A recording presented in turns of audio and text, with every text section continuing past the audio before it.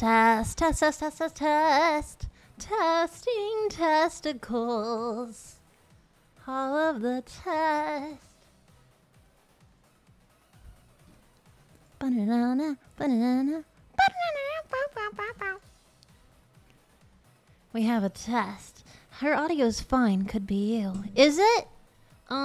If quizzes are quizzical, what are test? Testicle. Oh.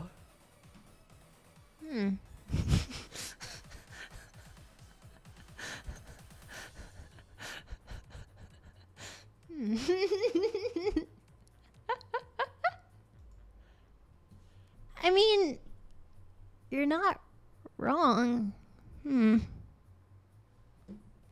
Anyway, your background was low earlier. So I want it to be not too loud because for LewdCast we're gonna more like chillaxed or something. Say what? Say what? Say what again? Booty on one. Twitch live. Oh, I'm invisible. Okay, good start, good start. I'm almost ready, guys. I totally just lost my brain hole. There we go. Now I'm visible. Now I'm very visibly visible. Visibly visible.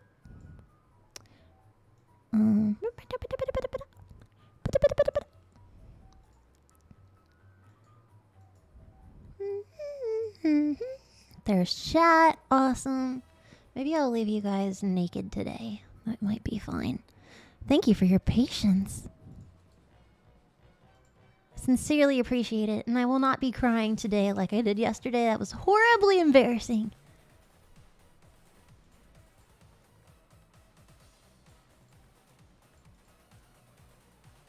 So embarrassing.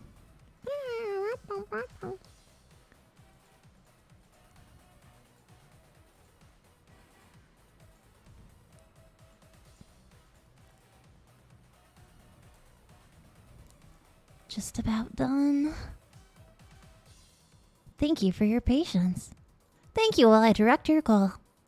Your patience is very important to us.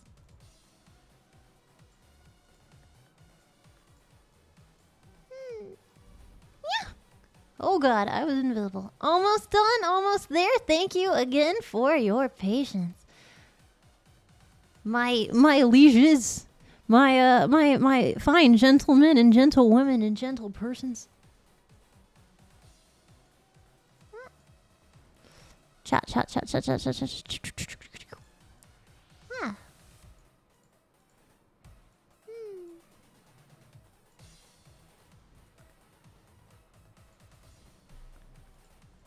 Okay, that should probably be good. Thank you again, guys. Sincerely appreciate it. I got lost in brain thought. It was not my fault. I opened my question thing just to see, and I saw 2 or 3 different ones, and I'm like, oh man, we're gonna get weird tonight, aren't we? So I had to collect my mind because I'm like, I'm bringing knowledges from the heavens. I had to collect myself to prepare myself proper.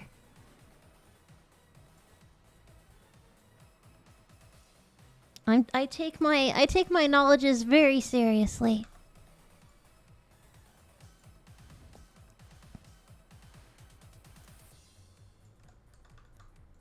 There. That should be good. Thank you again for your patience. Fair, let's get weird rips off corset. Hey, if you're ripping off a corset, you should be careful. I know a lot about corsets.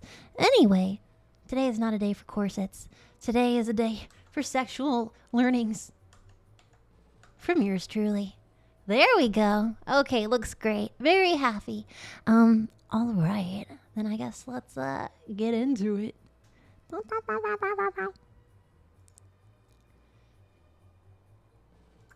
Haha! Hello! Hi! What are you guys doing here? Welcome! Oh wait, shit. Hold on. One sec.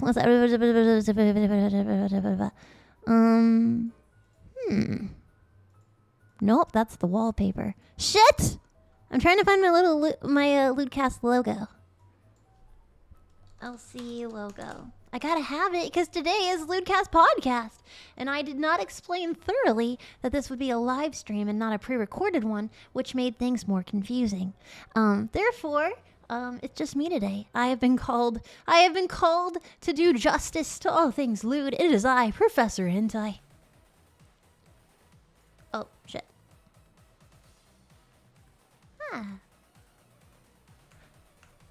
There we go. Now I'm very official. Hi. I have been called away from a distant land to come bring sexual knowledges down upon your doomed heads. It is Sex Ed Day with yours truly, Professor Hentai.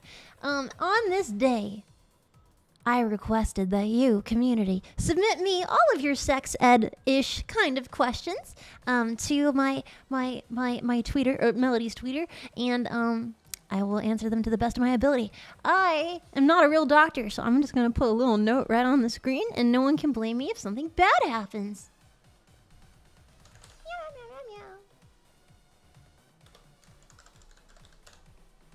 Don't try this at home, unless you want to, and it's safe. Okay. Ah! Loud noises. I'm just about ready. I again appreciate your patience.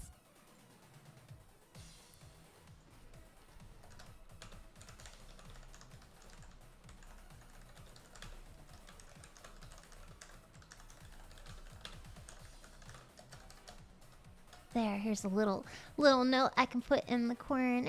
Boop-a-doop-a-doo.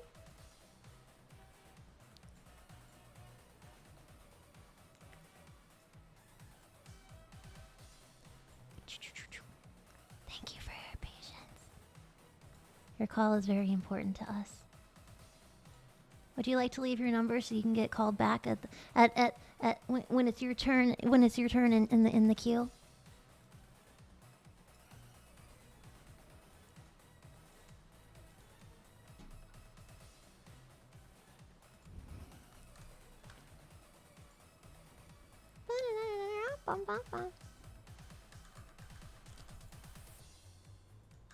There, I think I have posted my medical qualifications. Only if you play Wonderwall as my hold song. No, I couldn't get the rights. It was too expensive.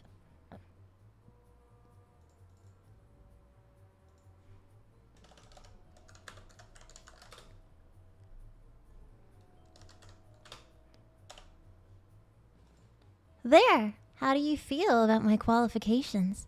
I have now aired of my truth, and it's there before you. I am naked before you with all of my informations. There. I'm really happy with that. I am so ridiculous. So who here has not been here for, not specifically LewdCast podcast, but for Professor Hentai? I've had some videos on Mel's YouTube channel. I have so many left to actually post. I'm so sorry. I think I've only been here live doing it, once before? Maybe?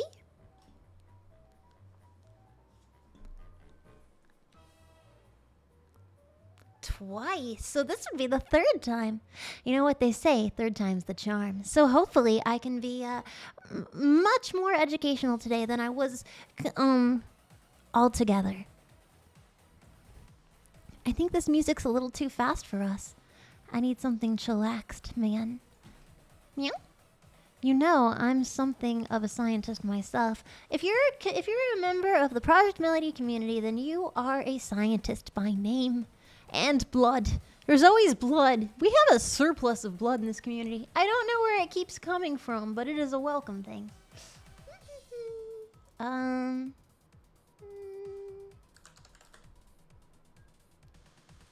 Maybe this right here? Donate compulsorily, it's all blood. You really want me to be a scientist. I'm just saying, at least be science curious, you know? Oh, also, I found this in the Discord the other day. I've never heard it before. Check this out.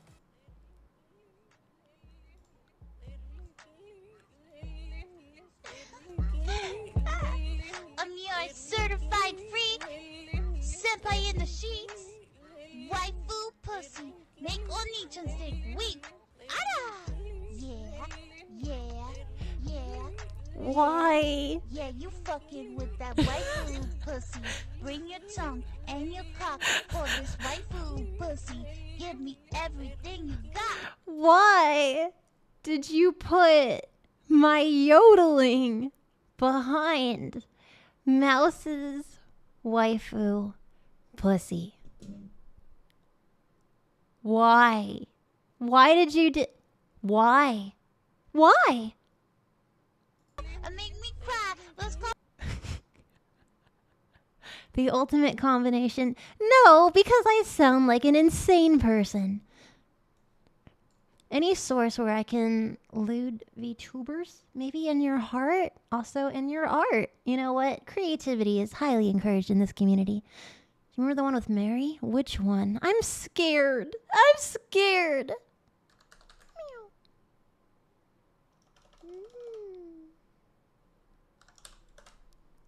You're not? Do you have any evidence against that? Against what? Insane as opposed to what? Normalness? Okay, Mel Bebop. Maybe this is the song I wanted. Bloop. Bloop.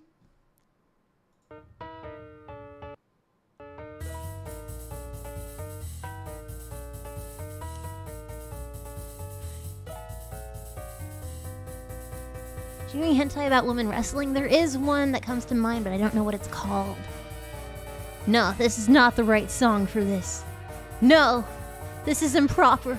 We are doing education. This is not the music. That is not right. No. Ah! I'm sorry.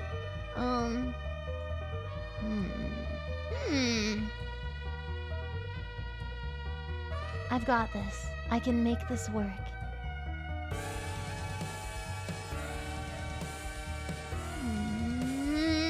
Almost done.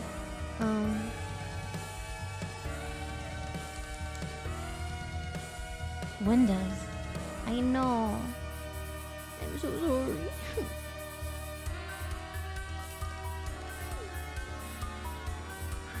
This might be it. Oh yeah. I think I found it. God damn it! I'm sorry. That's so loud. I'm so sorry.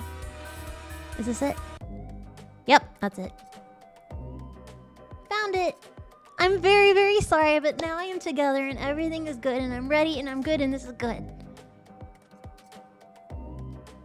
Huh? Very happy. Okay, now tell me. Is the music low enough to where it's like very chillaxed and stuff? And then, man, I love those words. Chillax. Love it. Till you fluster next. I never fluster, sir. I never fluster. I never muster the ability to filibuster because I am not knowledgeable in anything other than hentai. So I will stop stalling.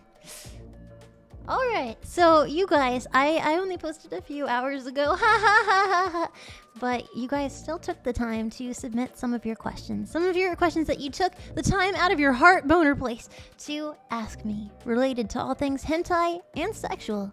So welcome to LewdCast Podcast. So I'm looking now, let's see how many questions we got. It's been like 2 hours, so last I checked there was 5 questions. 141. Thank you. So where to start? Oh wait, I need to post as well. Well, that's more than 5 and I appreciate you taking the time.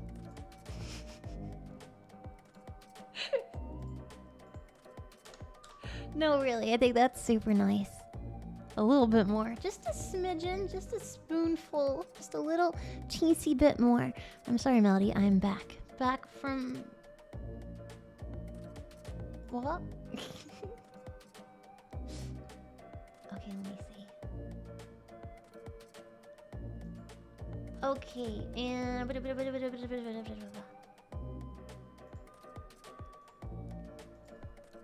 I am live and ready to make everyone uncomfortably informed. Perfect. Shit, I didn't put my... God damn it. 1 second. Sorry. I swear I'm together. This is my own fault that I'm like, I'm gonna go on a walk. I needed to get in the right headspace. I know it's silly and I'm just doing, like, it's silly. It's not like, I don't know, I'm not on TV, but I take my sexualizing seriously. It's my favorite thing in the world.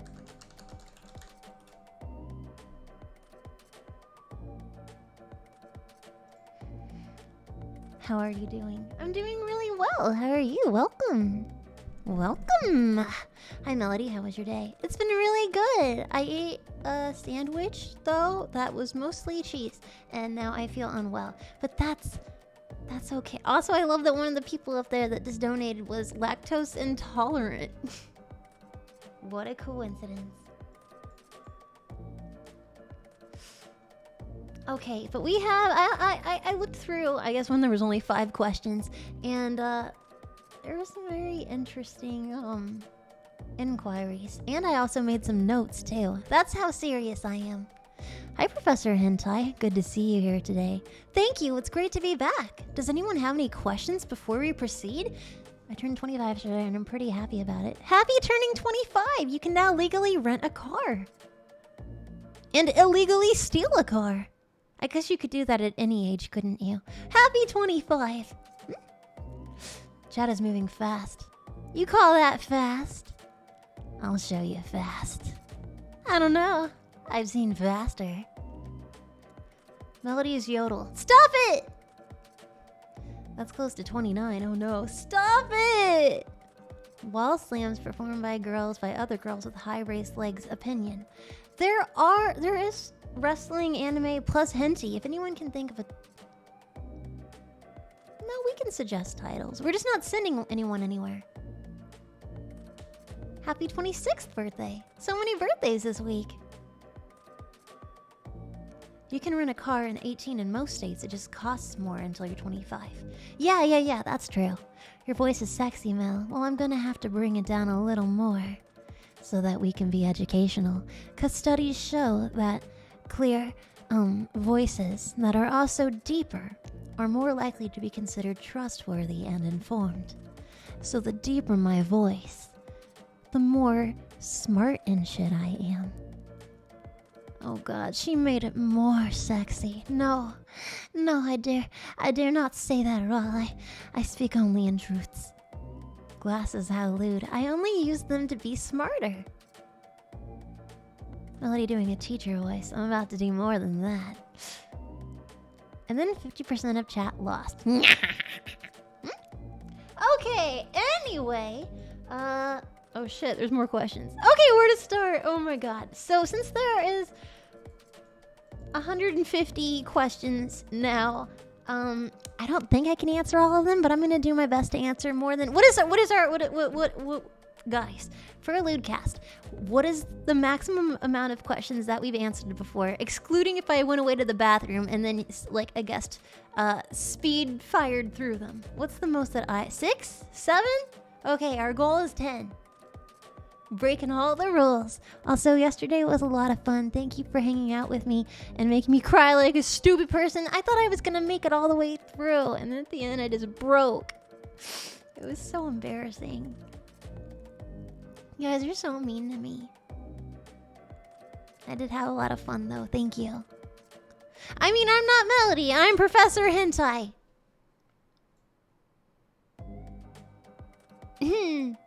Hentai, Professor Hentai AI.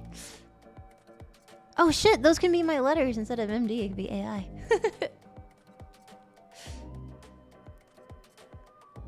Okay, then I think I've got this. Let me bring this up in front of me right here.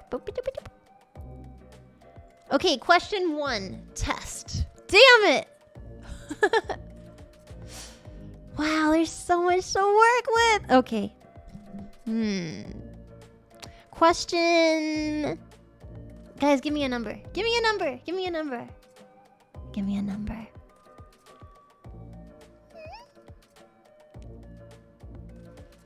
Seven. I saw 7. Number 7. Dear Melody, is it weird to be liking hentai while going to college? interesting question. Is it weird to like it going to college? I do like that you have the concept that liking hentai is not something to be upset about. You know, like, is it weird? So that suggests that you like hentai, or you may, and that's okay. But you're concerned about age. So like, you age out of it. Like, hentai is something you like when you're younger. Or is it because you think you'll be judged by other people? I think because of the era that we're in now, hentai is much more commonplace, especially when I'm done with it. I think if you're in uni and stuff and it gets out that you like hentai, there's at least a 50% chance that your roommate doesn't care or they're into it too, you know? It's much more common now. And what's the worst thing that could happen? Nothing. For real though, they gonna pick on you. Oh, this guy likes porn. Like, so do they. Hell, in this day and age, there could even be a hentai club. If you're concerned about it, why don't you start your own? See what other people join. Then you can all be embarrassed together. And also share titles like that wrestling hentai someone in here is asking about. Your lecturer recommends hentai that would fun. If Samuel L. Jackson can say he likes hentai, so can I. I think he honestly opened the floodgates. I think hentai has become completely 100% like a thing that you can mention with confidence strictly because of Samuel L. Jackson coming out and saying, hey, I'm over 50 and also I'm Samuel L. Jackson, motherfucker, and I like hentai. Tentacle hentai. He said it's okay, and I accept that. I consider him a valid source. I consider him a credible expert that you can lean on. Hey, Samuel L. Jackson likes it. Why can't I? I think you can survive uni now, just on that. Is hentai or porn better? Hentai is porn. I've had enough of these motherfreaking NTRs on this motherfucking plane. Bro, there is some NTR that pops up in here that I've noticed. So yeah, that's my first answer. Is it okay to like it in college? I think not only will people not care because they're too busy thinking about their own things they're embarrassed about, but also because noted celebrities have approved said it's cool, I would lean on them as like, oh no, yeah, it's totally weird, but you know, they like it. It's become a fact of life now. I think it's okay. And I don't think it's an age thing as well. That's like saying it's cartoons for kids. Same with anime. Oh, is anime for children? Clearly, if you're an anime fan, you know it's not just for children. You're not gonna show children some of the... Think of the darkest anime that you've seen. Paprika? Are you gonna show that to a child? Anime is for everyone.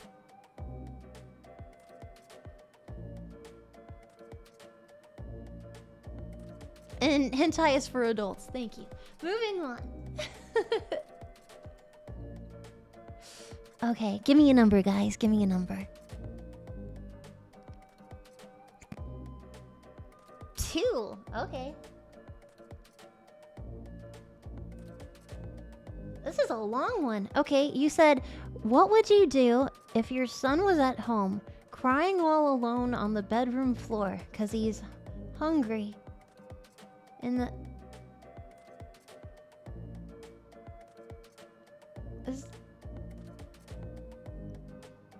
sorry, this talks about crack. That actually has nothing to do with hentai, but I appreciate you taking the time to submit a question. Let's try that again. Okay, the one right after it. Are you sure you're not Melody in glasses? Yes.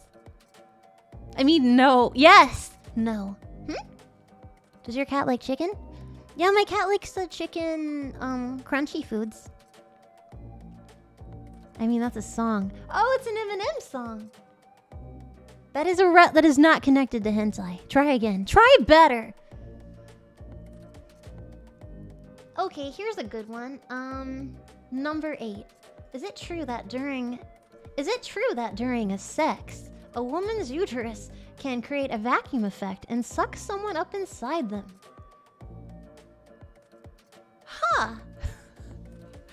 Okay, there's a lot to unpack there. Thank you, Anonymous. So you're curious. Anonymous just asked if pussies are vacuums, like the vacuum of space, but instead made of meat. Well, first things first, if that was true, I highly suggest that your penis is fully attached, because if it's not, I don't think you're gonna get that sucker back. Two, they could be referring to the concept of, well, being bred, becoming pregante. Because,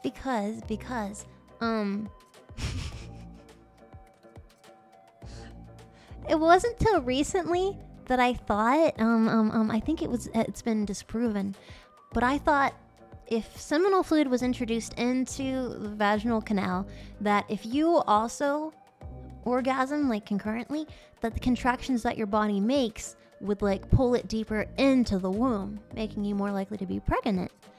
But I've been reading and it says that that's not necessarily true, which I think is interesting. So when it comes to the vacuum effect, it's true that like bodies are strong and that they hold on to you and whatnot, but a pussy is not like a vacuum. Sperm can swim upstream. It's true, they can. I also was asked the question earlier today, offline, if you can get pregnant from going to the bathroom, and that someone, if there is sperm in the bowl of a toilet and you go to use the toilet and it splashes back up at you, can you get pregnant? Can you get pregnant from toilet water that has sperm in it? And the answer is no, you can't, because of water dilution. Semen can only survive in seminal or vaginal fluid. Outside of the body, it quickly dies, and especially when introduced into fresh water, it dilutes it. It is impossible to get pregante from that.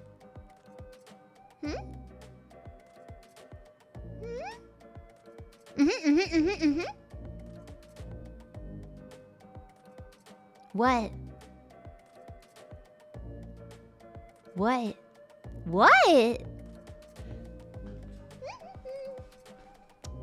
Vaginal fluid is actually very acidic too. I know it is.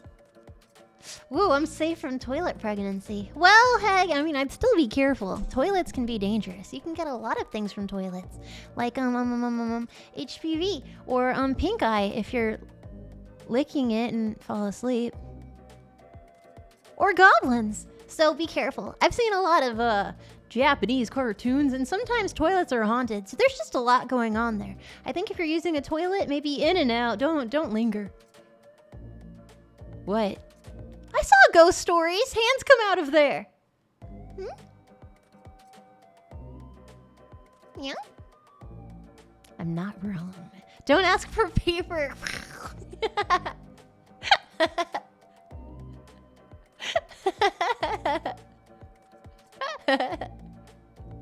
Ring X Mama, the wrestling hentai manga. Oh, thank you very much. Meow, meow. Okay, let's move on from that. Is the pussy a vacuum? Not in the extremes that I think it was proposed. Next question.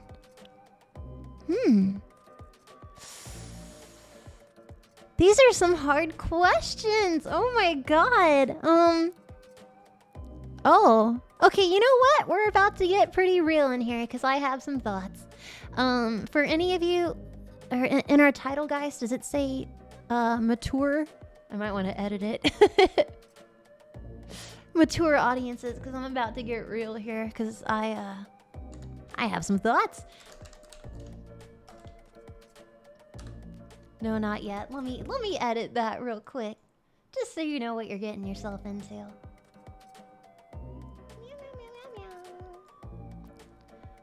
So pussy talk isn't mature? Oh no, it is, but it's gonna get more mature. So let me just make a little comment. Edit stream info. I'm also gonna put health as a tag. That's not how you spell the word health.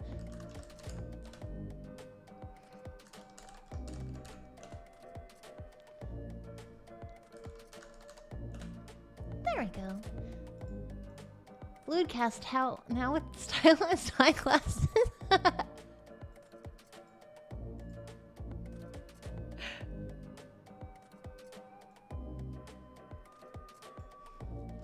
Mature sex ed with Professor Hentai. LewdCast podcast. There we go.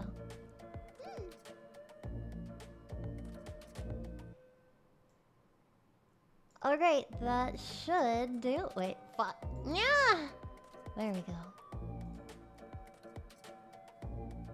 Okay, now everyone is properly prepared for the insanity that I'm about to spew into the universe. Mel, I like your glasses. Thank you. Health. Don't read the typos that I make, you jerk. Viewer discretion advised, but with be ignored for the sake of comedy. Yes! No, nothing can prepare us for the insanity you spew. I'm about to spew something fierce today. Rated M for melody. Alright, guys. So this one... You know, you asked the questions, so here we are. Here's a question from Anonymous.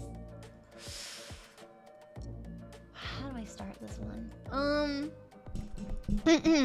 Dear Professor Hentai, what are your thoughts on the act of sounding, otherwise known as urethral penetration, typically with medical grade stainless steel rods? What are your thoughts, Melody? Okay, it's a good start. This is one of the things I did have notes for. Let me get those out here.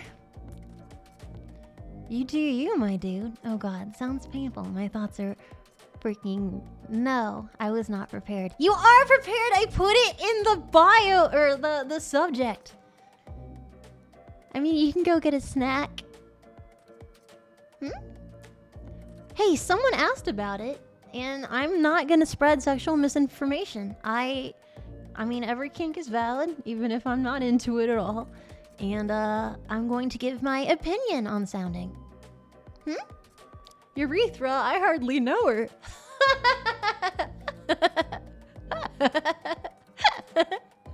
I'm insane, I'm sorry. Boo! Okay, well, wait. I just got iced tea all over my pants. You like your pizza deboned and your penis Never mind. Okay, so urethral sounding. Here's some notes I made. Urethral sounding, or I guess also like urethral dilation, or as I would call it, probably like, oh man, I think you missed the hole and found another. This is something that I have encountered in my travels, and the one person that comes to mind, his name starts with a B. I'm just gonna call him B. And he really liked sending me videos. Unprompted. Just like you can't be in a restaurant and open your phone from him, because 50% chance it was gonna be a sounding video. He was just so proud, and I didn't want to be rude to be like, oh, that's cool, man. Good for you. I'm glad you're happy. I'm supportive. I'm just gonna call him Brett. That's a B word. Cool. So Bob Ross. I'm not calling. Okay, fine. Bob Ross. Bob Ross would send me urethral sounding videos or pictures, and he would be like, "Is this okay? I met this girl on like Tinder and shit, and I want to send her a picture." And I'd be like, "I hope that's not your first picture, cause the lighting is terrible. Maybe go to Walmart and have them take it professional, like." What? Bobbert. Okay, so when it comes to urethral sounding / dilation, I have some like protest like against it. I know that sounds bad, but like I never want to like challenge a kink and be like, oh, that's not okay. But when it comes to kinks that are illegal or medical, I get kind of... I would encourage you to discourage that interest because of the dangers. Is it illegal? No, but it's medical, which is a different category. Like, one false move when doing something like urethral sounding and dilation, like you're doing it for a night of pleasure, but potentially for like a lifetime of damage from like getting surgeries or like having to sew up wounds. Maybe you need antibiotics because your genital piercing kit from Amazon didn't have enough alcohol swabs. And like, there's things that just can't permanently are changed, like scarification and worse. There's some things I think don't sexualize it because 20-year-old you and 30-year-old you are going to have vastly different opinions on what's fun in the moment and what was worth it. How much Gumball Rule 34 have you seen? A bit, actually. But that's not relevant to this tangent. Basically, though, with the medical genre for kink and stuff, it's popular. I mean, I'm sure you've seen, like, nurse play, like a naughty nurse outfit. There's a whole world of it. It's not just dressing up, but it's like doing medical practices for the kink. And I think it's a bad idea because if something goes wrong, like if you're in a hospital, you can instantly treat things. Like a staph infection is so easy to catch from cathing, and that's why you need like instant, like, oh, antibiotic. You don't have access to that in your home. I wouldn't recommend doing these very invasive fetishes from home because of the dangers that they pose. You're not a professional, but that doesn't mean that it doesn't still happen. I actually found a picture too for urethral sounding and stuff. The devices that you use, they look like a long rod, like a thin rod, and they usually come in like stainless steel. But here's a picture. A lot can be said about them, especially like what happens to them, because it's more than putting it in and out. There's also the fact that you can plug it and just wear it around. And so I found this picture of one. I'll just show you the top of it because it looked cool. Wait, where is it? Okay, wait, I gotta find it. Don't worry, it's not scary, it's just interesting.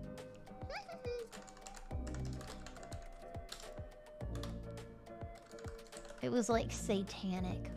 1 second. It was like, oh, you would get that at Hot Topic, wouldn't you? Here it is. Found it.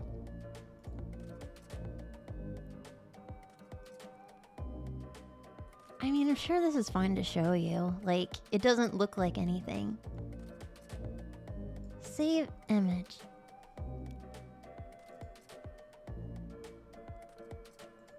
Boop, boop, boop, boop. Save image. Save better. Okay, there we go. This is the top of one of them because, you know, there's a plug aspect. Damn, why can't I show you? That's so weird. Basically, it's like this silver gothic looking thing. It looks like the Baphomet from like Satanism, and he's got these like big eyes and crazy horns. Very strange, very peculiar. But there's a whole genre for it. I know, it's weird. A lot of satanic things. Like, I'm looking. A lot of Satanism going on. Or there's like jewelry. I mean, for like a collector's aspect, like I guess I could see that on like a shelf, like, oh, that's kind of cool. But I wouldn't use it.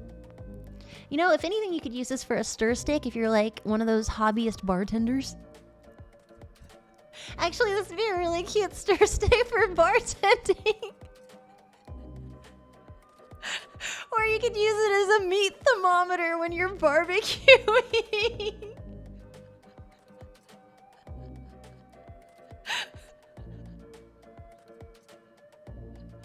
There are so many uses. You don't have to put it in you. Why don't you put it in other things? What? Oh my god, wait. What if you get it from Hot Topic and you're like, I want to be a director. Like, what do the people call them for like big band musical things, and they have like that stick and they swish it in the air to like direct people?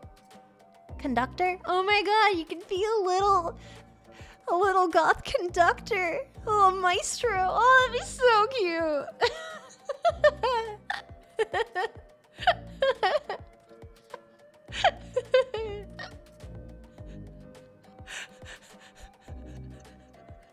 Ah, my stomach.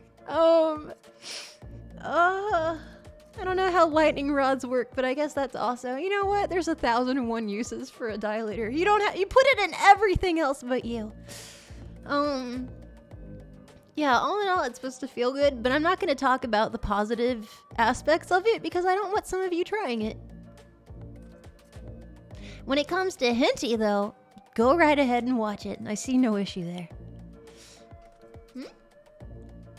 What's one more thing I could use this? Maybe for like a tiny sword fight, if you got shrunk down all miniature and you're fighting another human that got shrunk down all miniature and you want to fight to the death, and to the death is like falling off of like a table or something because you're miniature, so it's giant now. And if you have really big like murder sticks, I could see this also being helpful for that. Play Harry Potter with it. You know what? That's also, they're very stylish. Use as a wand stick. You could use it as a wand in your magical practitioning. Use it as a bookmark. You know what? I think because of the weight, it could tear a page if you're not careful, but it would make a good paperweight as well. I need to stop finding good uses for it.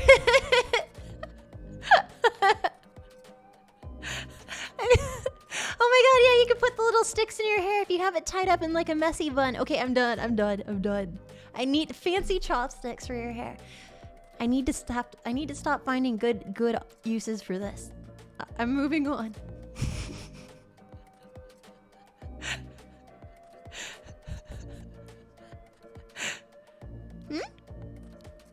You can use it to tie up a small tomato plant.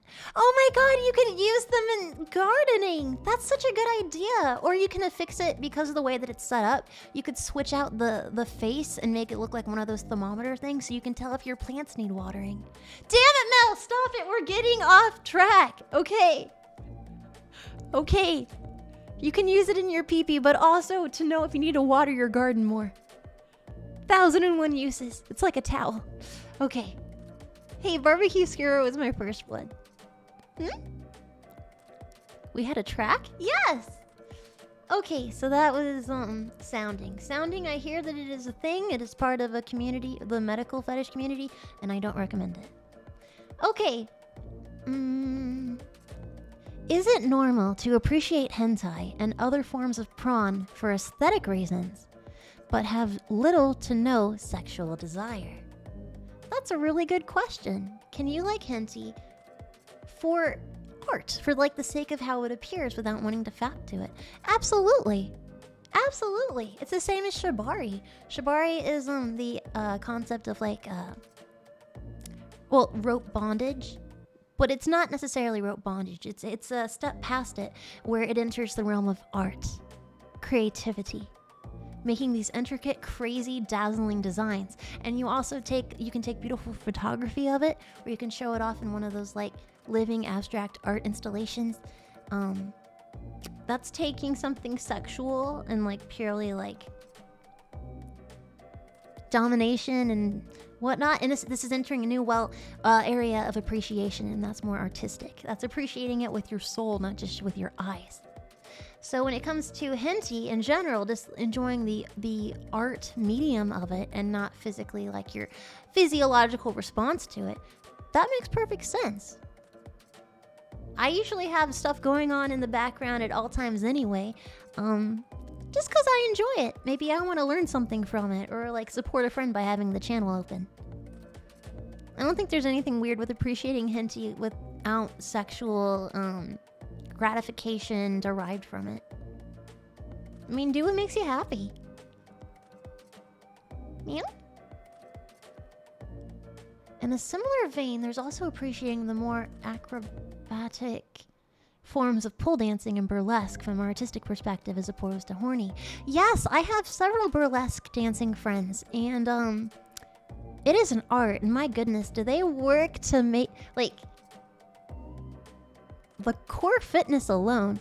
But yeah, it's choreography. You're appreciating the art. It is fun.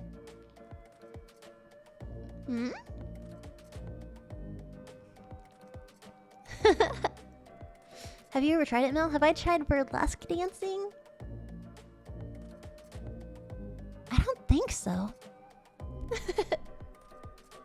Yeah, they're really interesting and weird and cool.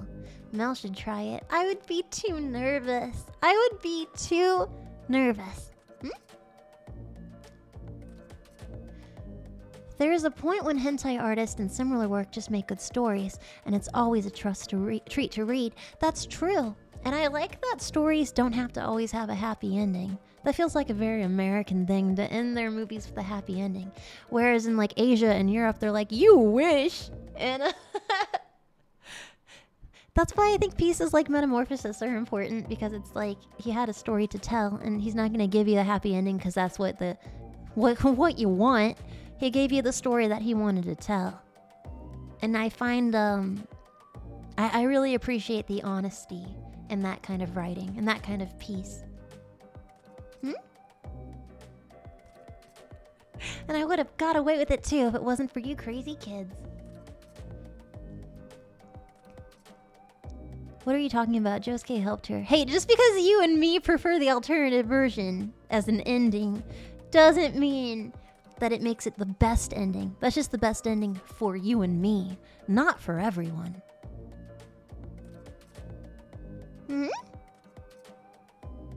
Thank you. Okay, let's see. Next question. Have we done 10 questions yet? How common is it for girls to be into pegging? Pegging is actually on the list. I saw that one earlier. Nope. Okay. That's no problem. 3? Jesus. 2? Okay. Next question.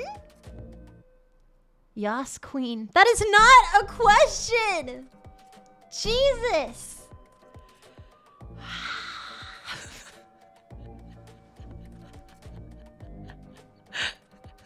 Next question. If you could pick one for all of eternity, would you prefer oral sex or sex?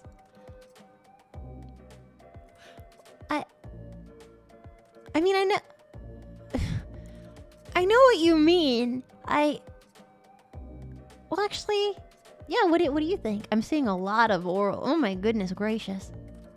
So basically, you guys are just really into kissing, and you're not too particular where it happens.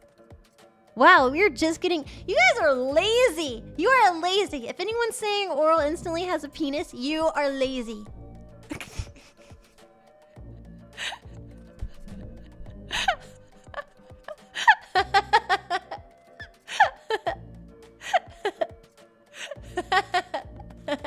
I have back problems. Oh, well, I'm sure you'll have a great time laying in the sand having your dick sucked.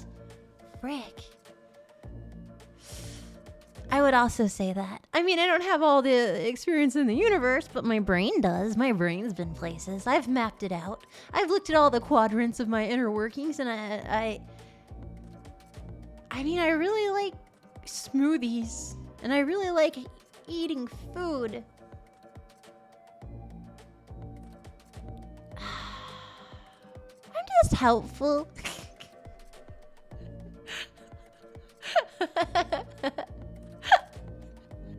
I'm just a helper. Fine, I think that's pretty unanimous.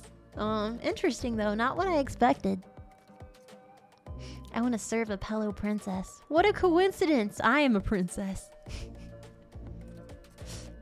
Soul food for the succubi? Chicken soup for the succubi soul. Next question. And just because you have back problems doesn't mean you can't have sex. There's actually this interesting chart that I saw maybe 2 weeks ago, and it was for old people. It was sex advice for people in elderly homes. Not sure how I ran into it, but I did. And it was... I mean, it's true. If you're 20 and you're horny, like, you can't help that years happen. Like, congrats that you're still hanging out, man. But you can't help it that you were a sexual being and then you got older. That's not your fault. That's no one's fault. Just because you got older and less sexy, that means you can't have sexuals anymore? I think that's unfair. So there was like a chart thing for persons who are older because you end up having issues like back problems and knee problems and joint problems and wrist problems and all of these things. There's accommodations. And so there was this whole complicated chart of what to do instead. And golly jeepers, can you do a lot of positions to accommodate issues? Especially people who aren't old. A lot of people need accommodations when it comes to sexual activity. Not everyone is so lucky as to have like 2 good arms and 2 good feet. You can run around and do some hopping and skipping. No! Everyone's different. I saw I saw a chart for persons in wheelchairs as well, and I'm like, that is so creative. I wish I could show it. Well, it's out there if you want to find it. People have always been creative when it comes to sex. You're absolutely right. It was really cool. It was cool. Like I do not have a wheelchair. I'm in a position to where when I digitized myself, it's very average of body, or if that makes sense. So I don't know. People live a lot of different ways, and I don't have that perspective. And it was just very interesting to see all of the different ways that you can have sex in a atypical way. Like, I think it's fascinating and interesting and important. And I love when they have that in movies too, because I'm starting to see that more. Alternative, like sex scenes. I feel like, was it in Euphoria? There was some show I saw that was recent, and I was just like, that's amazing. If sex hurts really bad, you might want to try a different angle, or add more lube.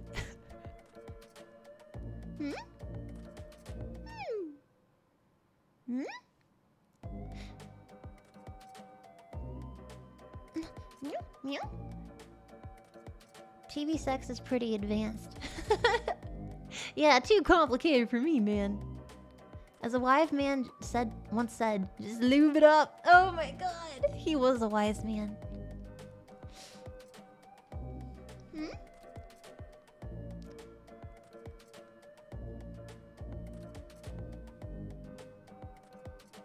It's true. It's true. One of them, 9 and 9 and 9 and 9. Exactly. It's important, I think, to put your mind in other people's shoes, because it's easy to lose perspective. It's funny you say orgies. That also comes up in here. Hand holding is pretty intense. I know, but the older you get joint pain, and you gotta learn how to work with the hand, not against the hand.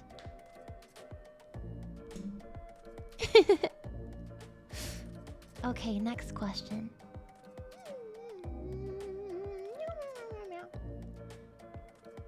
Okay. Hey, Professor. So, what dick size do you consider is ideal to do proper deep throating? Also, how many minutes of blowjob is considered ideal? These are good questions! I've seen from 3 to 6 minutes. Wait, let me see. Hold on. 3 to 6 minutes as the average. This is a really good question! This is a really good question. Okay. Dick size that is ideal for doing deep throating. Well, I'd say, you know what? No matter the size, the thing that is the first important thing would be lubrication. Not just your downstairs, your upstairs as well. Like just like you guys were saying yesterday when I was crying like a bitch. Drink water, Melly. You're losing all of your vital liquids. Same with your mouthular place. If you're gonna do any throatular dancing with a friend, you gotta make sure that is lubricated, because it is easy to frick that stuff up. Your throat is full of so many delicate little like pretend your throat is like a bird basket, like a little bird's nest in a tree, and there's little robin eggs in there, and they're so delicate and fragile, and you have to be very careful. Like you can nurture them, but don't you gotta be careful, or the little egg will break. Same with your throat, you know, it's you gotta be delicate. And if you're not, the throat will break. No, you can permanently damage your throat from doing different things, like different stressors. But I think with oral sexualness, less likely. Instructions unclear. Dick stuck in bird. You need to be cognizant. You need to be cognizant of being safe while also performing sexual activity. And when it comes to oral, number one is lots of lubrication. Drink water, drink water, drink water, drink water. All of the water. Drink it, and then drink some more. Now, there's a... I'm not actually sure what it is. I know it when I see it, but I can't tell you what it is. Okay, show of hands, anyone in here who's ever received or given a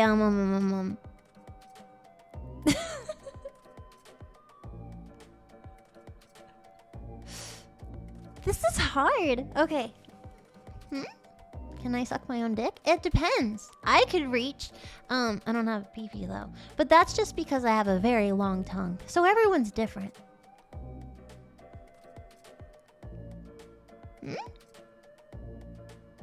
I did. I tried it once. It was weird. I didn't like it. I'm just very flexible. I had to see if I could. Mel is Yoshi. I'm just saying. It took me a lot of stretching. That day I spent like 5 hours stretching until I'm like, okay, my face is... I'm perfectly pretzel. And I did it and I'm like, okay, it feels like someone else is doing it, but it also feels like I'm just eating punani. It felt like both at the same time. I didn't really care for it. I felt embarrassed. I think it's funny for people who say out there like, yeah, if I sucked my own dick, if I closed my eyes, it'd feel like I'm just getting my dick sucked. But also, on the other hand, you would also close your eyes and being like, I'm sucking a dick. It's both of them. Isn't that interesting? I'm your first-hand account on that. It wasn't experience with the pee-pee, it was the other thing. But just so you know, that is the answer. You notice both of them.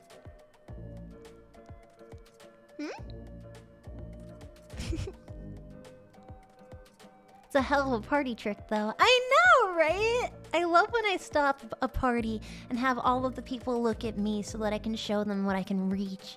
That's such a showstopper. That's so interesting and not out of place.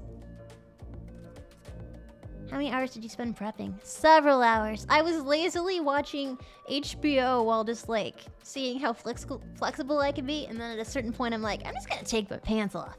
And then I'm like, you know what? Let's go for it. I'm not doing anything today. Let's see.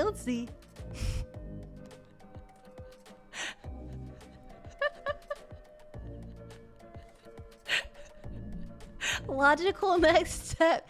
Dude, okay. How many of you have thought about it once? Come on. Come on.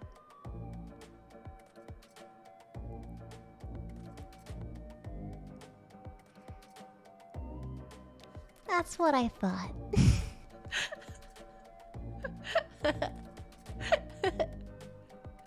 You can absolutely hurt yourself. I think I'm just a little gifted. Like you can't help it. Some people, you're just born with a special gift that a lot of other people don't have. Mine is being very strangely flexible and having a very long tongue. So that's just me. I wouldn't recommend it. You'll break your spine. Did you come from it? No, I only did it a little bit and then I got it weirded out. I got weirded out and I stopped.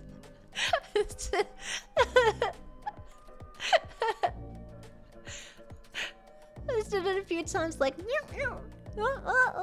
I just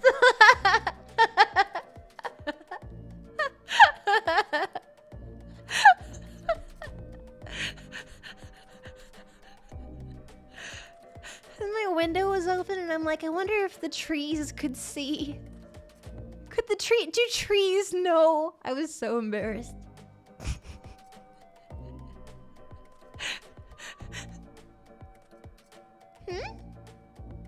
Trees know all. Damn it. Yeah. It's true. It was a whole scene. I think what also inspired me is that I was marathoning the L Word. So I was already kind of in the mindset of lesbianic tendencies. Ah, that's why. You don't know. But yeah, it kind of inspired me. Like paranoid that you're embarrassed of trees? I thought the trees were embarrassed for me, and then I felt embarrassed.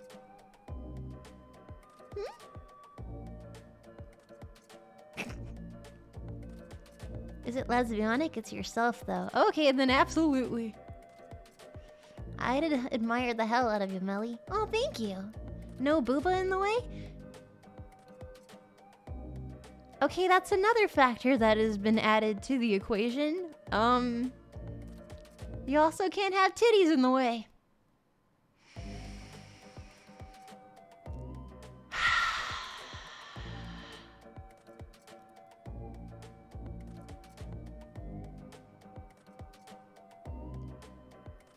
Oh, all of the gifts I have been bestowed. Yeah, that factors in there.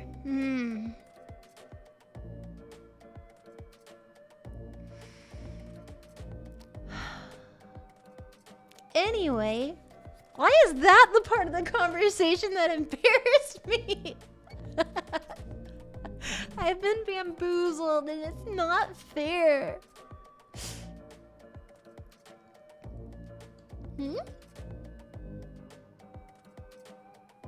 God giveth, God taketh away. That's true. That's yup.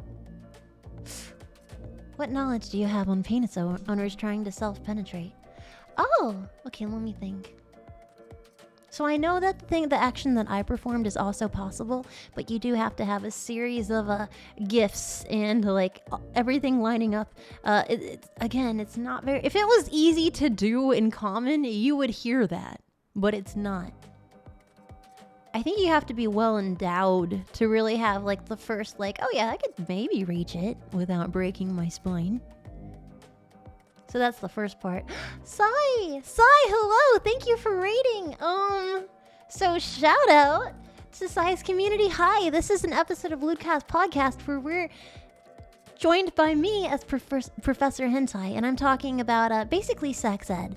One thing that I want you all to know to decide whether to stay or leave, really explicit. Really explicit. Right now we're talking about the self-suck. Rated R. No booba, no maidens. Hey man, maidens never complain. Hi. Hello. We were talking about my adventures when I learned how to snorkel. What?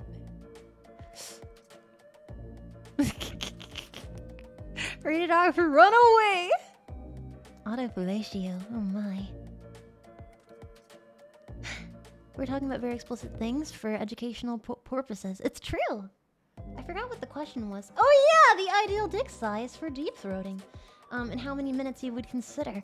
Honestly, the art of tease, like I like the concept of not just burlesque, but like the lap dance striptease thingies and stuff, because I like it's very mammalian and stuff, and it's very bestial, the pageantry and the art, the dance. Tango dancing is very similar. I like the idea of showing off your stuff and just basically like the the chasing and hunting, but like in a sexual way. I like it. I like the whole setup, and I think it's sexy and interesting and can arouse the senses and really rev you up. And so, same when it comes to like snorkeling. I think the art of tease is very important, especially for getting you properly eroticized. I don't think it's something you should rush into. Like the 3 to 6 minutes, I mean, sure, you should take breaks because your jaw can get sore and stuff. But you can switch around. If your jaw is sore, switch to a hand. If your hand is sore, switch to your mouth. If your hands and mouth are sore, then maybe take off your shoulder. Like, honestly, it's the pageantry. You can do more. There's more than one way to be creative. And so I don't think it's really a numbers game of 3 to 6 minutes. I think it's what you and your partner are comfortable with. Some people want to do stuff all day long. Some people don't have time for that noise. Some people are more quick. It really depends on the person. I don't think there's a correct, like, here's the number that is the most correct for having being a good sexual encounter. I don't think so. I think it's quality over quantity every time. And same when it comes from what is the proper length for deep throating. I mean, obviously, it can't be, like,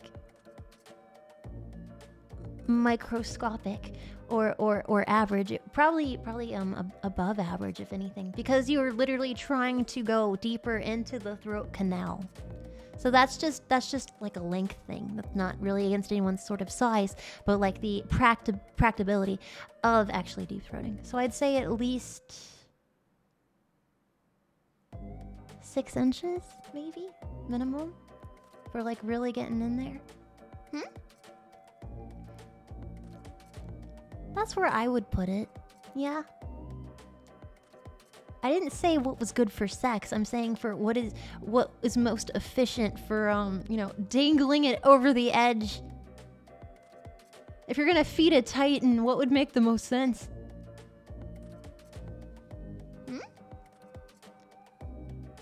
Don't talk about horses. I'm still hurt. Don't. It's scarring. Next question. Is it... Wait, I think it's the Naturari one. Yep, NTR. Okay. Next question. Is it unhealthy that I only can get there through NTR hentai? NTR hentai, for those who don't know, it's short for Naturare, which is a cock-holding fetish. And sometimes it's a little not like it's not weird, but the concept of defining it is weird, because sometimes with that fetish it's the understanding of like, oh no, they know about it and they like it. But no, actually, in NTR specifically, if they know about it, they don't like it. I think, am I right where that's like the focus entirely, is that the person that is being cheated on is knowledgeable of the fact and they don't like it, or is unknowledgeable to the fact and also would not like it? Which way is it? I guess you could also steal a lover away. That could be part of it, yeah. Unlike the fun one where they're both doing a thing and then the partner's in the closet like, yeah, get some. Yeah, my wife is hot. What's up? Yeah, that's the more fun one. Honestly, NTR, a lot of people like it. Like, I know it's easy to hate on it because cheating is painful and hurts and just like it's a betrayal of trust and stuff, and I can get that. But NTR is a non-consensual thing, but also it's impossible. It is a fantasy thing. NTR is... Naturare is a hentai term. And so in this world spectrum or whatever, it is fantasy cheating. Cheating isn't impossible. Naturare is specifically a hentai. Wait, no it's not. Oh my god, no it's not! It's not. You're right. That's in hentai and in reality. No, you're right. It's just the Japanese terminology. Okay, I think in hentai it's fine because hentai is cartoons. Like, what? I really don't care. Like, when it comes to hentai, you can like whatever you want. I don't think it's weird. In real life, though, I think it's cruel and not cool. Man. But saying that you only like NTR hentai, I see nothing wrong with it. You like what you like. And also, you know, it's anime, I don't see a problem. If literally no one knew about it, it wouldn't even be an issue. And if anyone knows that you like it as a hentai, again, no issue. Because they're drawings. There's no long-term repercussions because it goes as far as the artist like narrated it.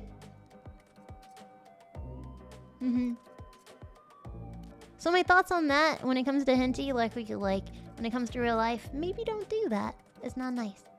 The only thing that's weird is when your entire hobby is stealing women, IMO. I mean, I like to set on the baseline that all porn is weird. So like, you can't be ashamed from there. If we all start at the understanding where we're all holding hands, I just want a beautiful world where we're all holding hands together, accepting that we're kind of weird, and then from there, just drop it.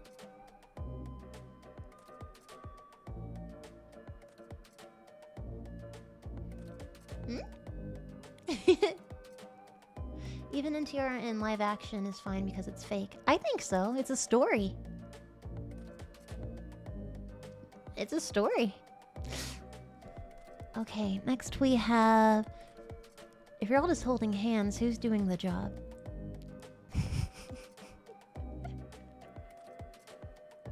Mel out here literally saying I'd like to teach the world of...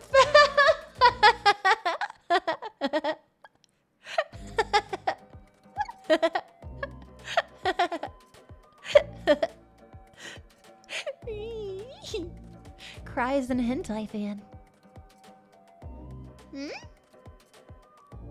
Yeah, join the circle, jerk. Okay, next question. Have we gotten to 10 yet? What? Not yet. Okay, I got this. Okay. Next question. Do you like it when he do the yoinky splunky, or do you rather he do te wimbly wobble? What? I don't know what that means. Thank you for your time. Next question.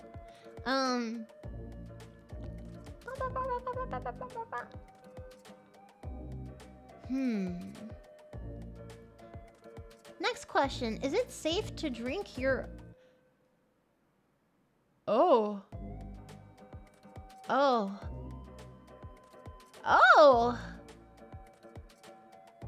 my.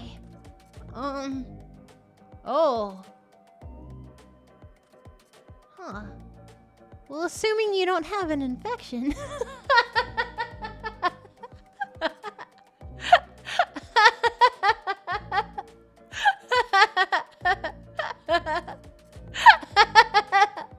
Actually, fun fact.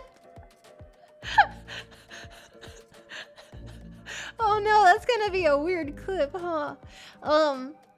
No, I don't want to finish that sentence. But I did learn something this week from a biologist.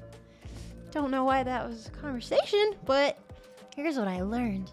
Apparently if you're spitting in someone's mouth, for sexual reasons. Also, like, this is the worst time of lifetime to be spitting in other people's mouths, but if you are consensually spitting in someone else's mouth, because it like in a kinky way, like, yeah, drink it, bitch. Apparently, if you would spit in someone's mouth earlier that day, as compared to when you're spitting in their mouth while doing a sexual, the spit would taste different. And it would not be dependent upon brushing your teeth or what food you've eaten. It's dependent upon your levels of arousal. Your spit changes. Arousal spit tastes differently because of the hormone releases during the state of arousal. Isn't that neat? Also tastes gross.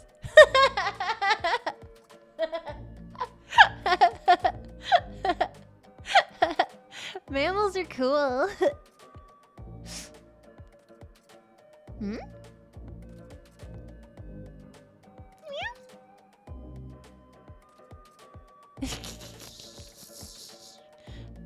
Pheromones. No wonder you know that. Hey, I didn't even ask the question. It was a fun fact from my biologist friend. And I'm like, girl, you know a lot of shit, don't you? Hmm? She's like, I learned it from studying, like what was she? She's like studying frogs and stuff. I'm like, what's that have to do? She's like, no, actually, it carries over. I'm like, okay. Like, you have a PhD? I'll trust you. Hmm? She went into it. I didn't take the time to write it all down. Apparently, that's what started her curiosity, and it moved from there into humans. She was like studying salivatory glands and stuff. I don't know. Thank you. Frogs are amphibians. I think it was studying their salivatory glands that inspired her to wonder, like, I wonder what it's like with human salivatory. I wonder what happens when it comes to salivatory, but it's sexual. And she looked into it more, and she's like, oh, pheromones affect things. Speaking of which, the question after that is like, can the food you eat affect how you taste? 100% absolutely. Absolutely positively. It's true, it's true. Totally gross in my opinion, but have you ever had a like asparagus or something, like vegetables or whatever, and when you pee you're like, does not smell good. The food that you eat, like your secretions and whatnot, it affects that. So as well, when it comes to sexual secretions, it is also affected. There's a thing that they say, if you drink a bunch of pineapple juice for days, that you will taste sweeter. Or if you eat mostly meat, like a heavy meat diet, that you will taste more bitter and metallic. And that is true. Same when it comes to sweat, and if you smell. If you're a smelly person, like if you have a high diet of spicier foods, onion, garlic, like your body literally will sweat out that smell. Same when it comes to the food that you ingest. You'll be the big stinky.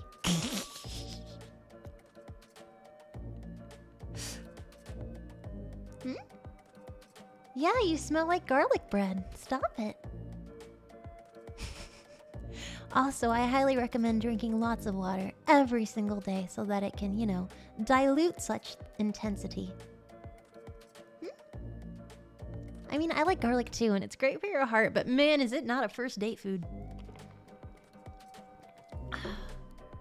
See, you have to love garlic bread, and your partner has to love garlic bread, and then also you have like one of those Febreze things, but it's the smell of garlic bread, and then no one smells like anything. It cancels it out.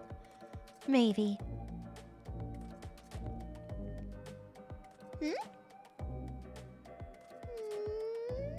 Exactly, the water, again, very important. Water was good for swallowing swords, and water is good for not dying, and water is good for like diluting the intensity of the smells of the things that you're drinking and eating, and water is also good, like we said, with the toilet, and making sure sperm won't impregnate you when peeing if it splashes back at you.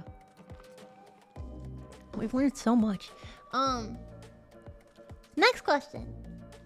Anonymous asked, what are the pros and cons of various types of birth control? Male condom, female condom, pill, and such. That's a good question. Also, I want to show you guys something.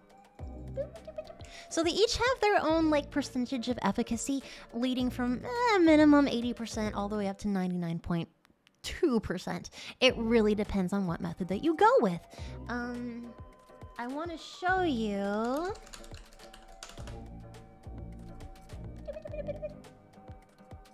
Also, there's some that is 100%, like outer course, but that's only 100% because you have like clothes on and there's no penetration, but still technically counts.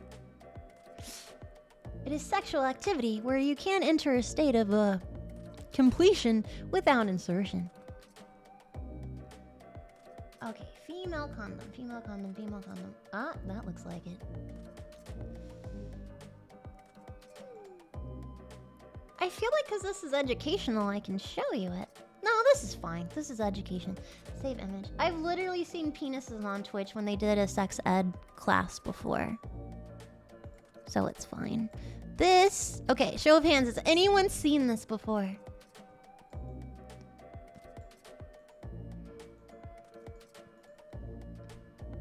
Wow, there's so many knowledge people in here. There's some nopes in here.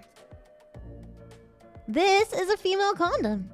It looks like a male condom, but times 7. And it has a big ring around it, like the Nuva ring birth control thingy.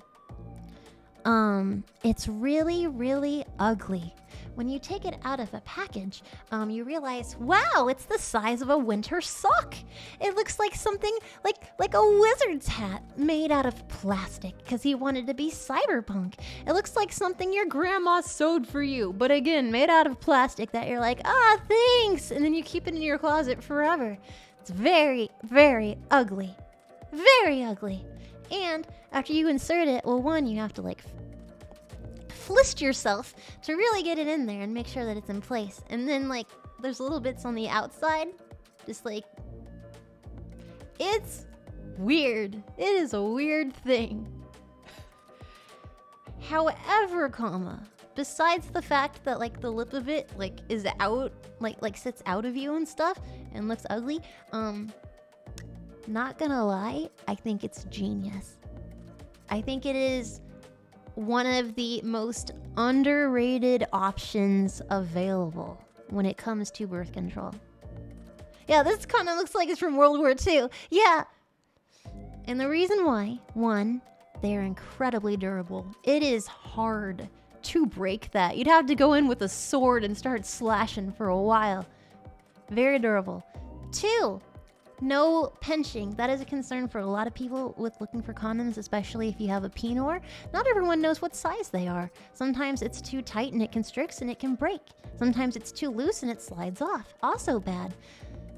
With this, there's no constricting whatsoever because it is around the walls of the vaginal canal and not the penor. You're hiding inside this giant ship. And another thing, you can insert it up to 8 hours before sexual intercourse. So you can put it in earlier in the day and not have to be like, I'll be right back in 10 minutes while I figure this noise out. No, you can have it in there ready. And then later you'll be like, let's just turn off the lights. It's okay. You don't need to see. It's fine. It's fine. Next, similar to like utilizing metal or stone when it comes to like adult toy device things, it actually it matches your body's temperature, so it's warm and neat. You can feel more, and yeah, just really secure. The only issue I really see with it is that it's ugly.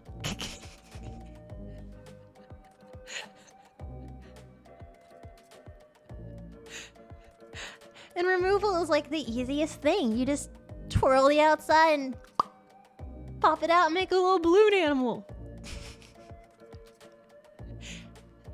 Yeah, and because it's so ugly, they're not sold a lot, and that's why they're expensive. And you have to go to like a free clinic or whatever to get them, well, in bulk, but also for free from there. Really, it's important to look for your resources, like a free clinic or like a health-related place. You can even actively ask them to send away for like packages of them for free because, you know, a community center. You just gotta know to ask for them. I know so much. Also, I thought they were hilarious when I first found them, and I tried it myself. Weird, but smart. Yes. So I'd say out of all of the birth controls that are tangible, I would say the female the female condom is probably my favorite for like a physical item.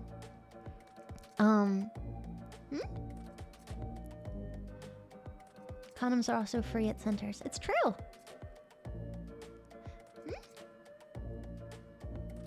Thank you, Rope Wash, for 5 subs. I appreciate it. Thank you. Do you use it? Well, I mean, I'm not having sex, but I have tried it on.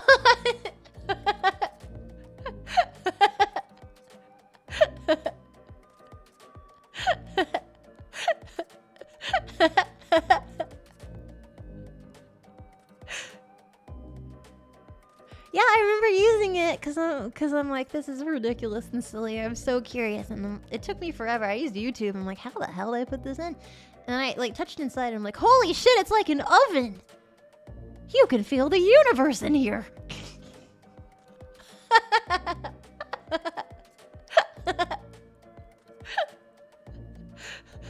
Are they made of the same material as male condoms? It appears as such, but it's also thicker. But it seems it looks as such. It does. How big was it? Very.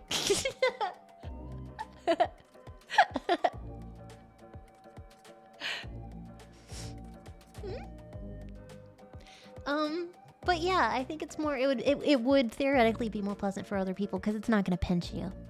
So therefore, it's not going to break from being too tight. They make good use for nets. Yeah, if you want to catch butterflies, honestly, the female condom, you can't go wrong.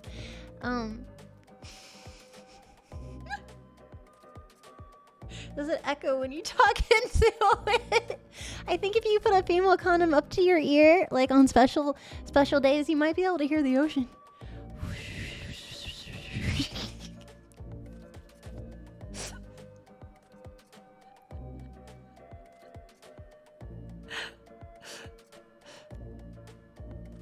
I'm just saying what everyone's thinking. Anyway, besides the awesomeness that is the female condom, which I think now is a bit outdated considering anyone can have a pussy, but anywho. That's pretty up there. It's not 100% though. I think the 100% one or nearly that would be like the permanent birth control. Also, there is IUDs, which are like intrauterine devices. Those are very common now. More painful for insertion though. There's the ones that go in your arm, and there's the ones that go internally. Most of them are hormonal like regulators, and not everyone can actually have hormonal regulation types. So there are a few that are alternative, like copper. Yeah, the coil and stuff. They usually can last up to 8 to 10 years. Or 5 to 10, it depends. There's also, they got a patch, don't they? I believe they do, but also it would be, the birth control patch. But it also releases hormones. Not everyone can do that. It can mess with medication and other stuff. Or people with heart conditions. Yeah, a birth control patch. You put it over your eye and you look like a pirate. And if you talk like a pirate, they come cheaper. There's also the other hormonal ones, such as like the NuvaRing, which is like this weird circle thing. So it looks like actually, right here. It looks like the female condom without all the plastic, and you just push it in the back, and you change it out every so often. You also can keep them in the refrigerator. Only do that if you're in a long-term relationship, because I think that would weird a lot of people out. And when you're in a long-term relationship, it's like, oh, well, what are you gonna do, leave? No, you love me too much. Got him.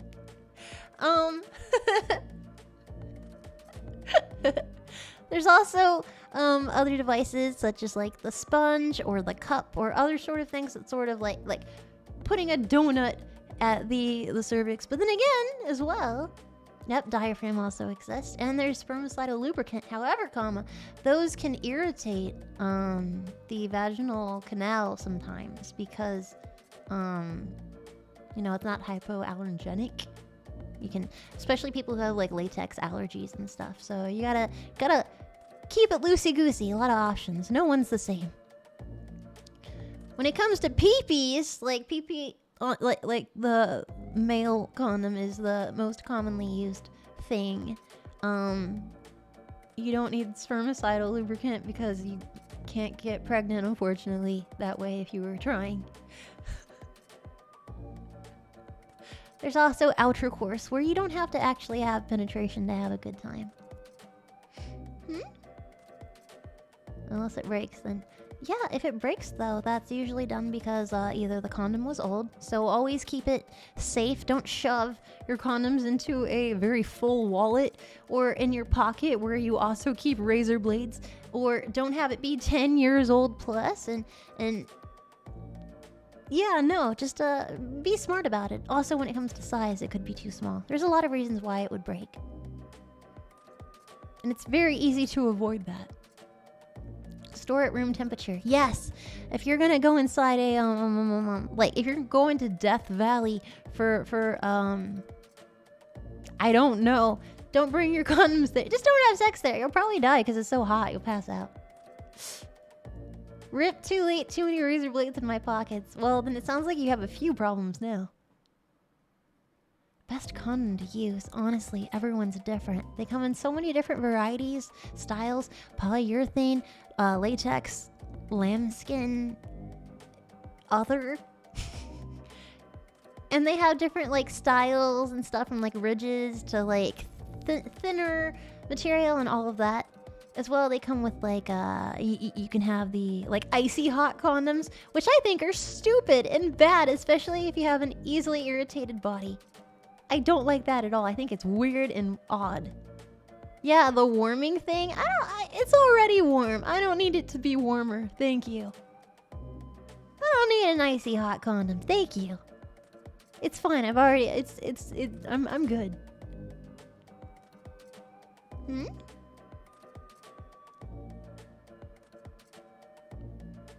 Do not apply to balls. Yeah, I like my condoms without Tiger Balm, thank you. What if you're trapped under an avalanche? Then you have other problems than choosing the right condom for you. If you are trapped under an avalanche and you're using your cell phone with 1 bar left to decide which condom is right for you, then that is a poor use of time. Next question.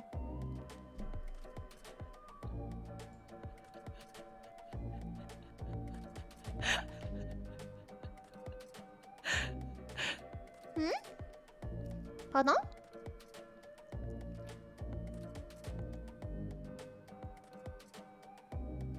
What do you mean, Drotex? You got linked here? You have to have priorities, and that shouldn't be yours if you're trapped in an avalanche. Britis, it's vastly impressive how much you know about female condoms, but the right question we should be asking is, despite how durable they are, how often do you break them? I tried to rip those frickers open, man. I had a bunch. I've tried it more than once. I'm just very curious. I try things out all the time, because if I get asked advice, I'm like, well, I better know. They're very difficult to rip. I only ripped one once, and that's because I spent some time on it. I was just really going at it.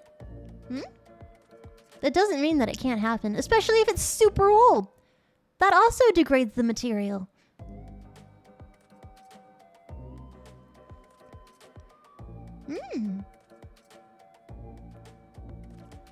It's true. It's the age test. I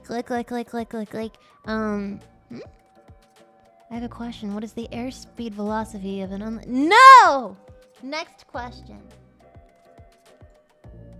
See, Yonky Spelunky, Taste of Blurg, Taste Your Own, NTR, Pregnant, Birth Control.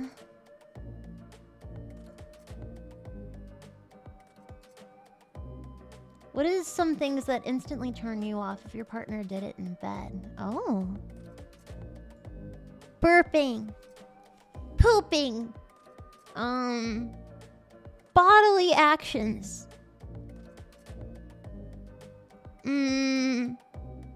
Telling me they're gonna be in a homoerotic orgy but not letting me watch. I think that would be the biggest turnoff and the most like break up right there. If you're telling me you're gonna be in a big sexy orgy and I'm not allowed to watch, that's a deal breaker right there.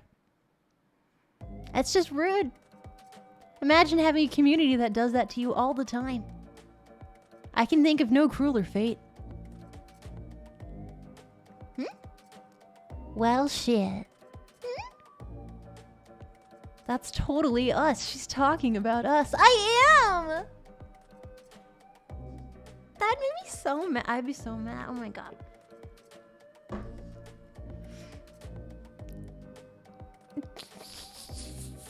It's community bonding event. Aren't I part of the community?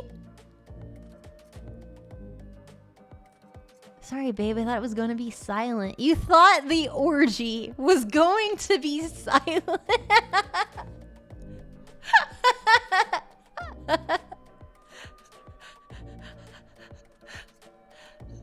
What is the biggest turn on you would have? Oh, I guess if they were rubbing my feet.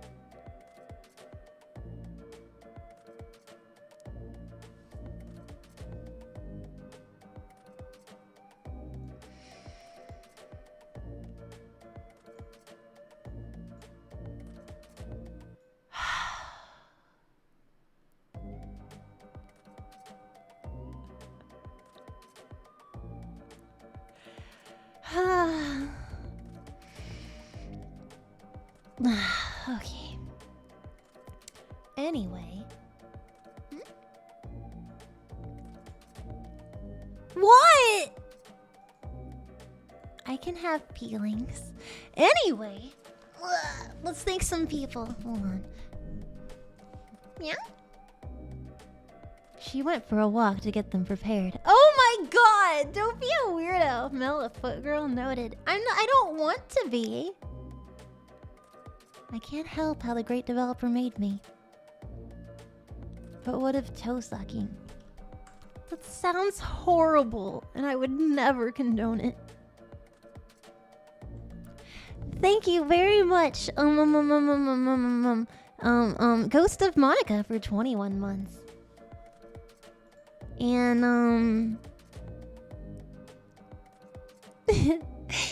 Yuko for 30 months. Thank you so much. Bless you for being able to separate hentai from reality. Bless you so much. No, thank you. And if I'm ever wrong, please call me out so I can learn. Dark Forsaken, thank you for 23 months. And Arranged Karma for 29 months. And again, Sai for rating us, thank you. And Max Lude for 26 months. And Blazing for 1337.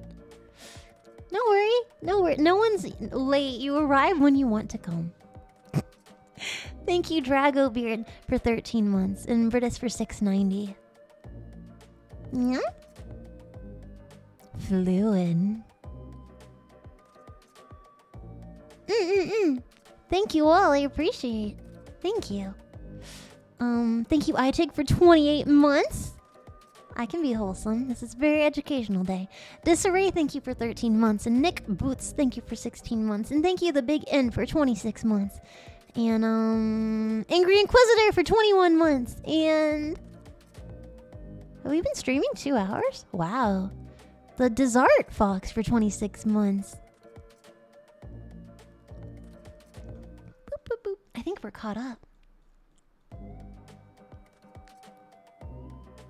Thank you, Hookshotty for tier 2 for 10 whole months. I appreciate it. Thank you. And Slaza Akuma for 13 months. And finally, Jive Soul for 15 months. Thank you. Is the Jack Rabbit a real thing? And if not, I have some ideas. The rabbit thing? Yes, it is real. Well, it's configured a little differently three-dimensionally, but yes, unfortunately it doesn't fly when it comes to a tangible world, but in the internet land it can fly.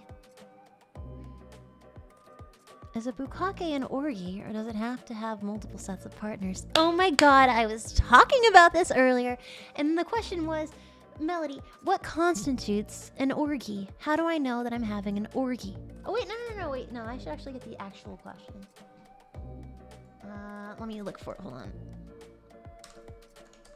Orgy.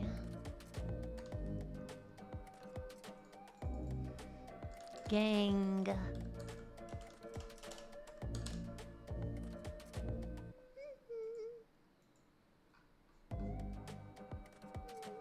Oh. Okay, wait. Oh, it was what was the appeal of a sexual party?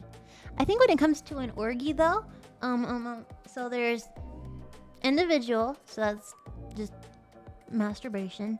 2 people, that's just like intercourse. 3 people, that's a threesome. 4 people, that's a foursome. 5-some, that's a 5-some. 6, that's a moresome. I think 5 people is right where it ends, and then when it enters 6 people, then it enters okay, so gangbangs and orgies are actually different. Okay, for one as well, the argument was 5-some, that would also constitute as an orgy or a gangbang. And I disagree. A 6-some, you rarely hear that. Because a 5-some is very complicated. They said a foursome counts as that. I said no. Because with a foursome, you have 2 sets of people doing intercourse. That does not feel as complex. It's not. It's pretty standard. You can also, with 4 people, you can have a threesome with 1 observer. Or you can have a mutual with all of them. I don't see that as an orgy or a gangbang. Now, an orgy is 20 or more people, to be honest. Honestly, for an orgy, I would say at least 10. I think that would be safe. And a gangbang, that's difficult. That's difficult to quantify. Because when I think of that specifically, it feels like a structured event. But so would an orgy. That could also be a structured event, like a holiday party. I think with that one, you have a very specific intention for a gangbang, where it's usually one person, a 1v10 or 1v100, whatever. That feels like a gangbang. And when it's an orgy, honestly, the intention is just having a good time and that it's more open. So you could have one person over by the curtains just like touching them and being weird. You can have 4 people in the corner having a fun time, whatever. You can have one just taking pictures on their for Snapchat. Like it can be it's a whole party. I would consider that an orgy where you can jump around. And with a gangbang, with a buster, what's that one? Gang Beasters? What's that game that we have on Twitch? What's your stamina? Gang Beast. And with Gang Beast, it feels like a structured event where it's all on 1 or all on 2. 20v1 or 20v2. I think that's the separation. As one is more intentionally set up and the other is a free-for-all. That's just my perception. What are some good post-coital aftercare practices, both mentally and physically? That is a really good question because it's funny. For a long time, I thought aftercare was just a concept from the BDSM community, and I was actually mistaken that it's not. So for people who aren't part of that community, I know about it because it's my fetish, so I learn everything about it. And with the BDSM community, there's a concept called aftercare, and that is sort of tending to and assessing the mental wellness of a partner post-sexual activities. A reason why that would be important is because of the fact with sexual play and stuff, there's a level of intimacy. You're putting a lot on the line, not just like your body and your mind, but also your heart and your emotions. It can be a very emotional experience. I know in this day and age with them Tinders and Tumblrs and all of that, there can be less meaning, but that's not the same for everyone. And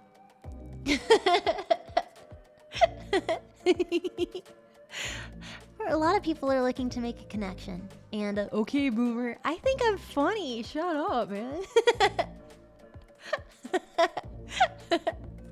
I think I'm funny.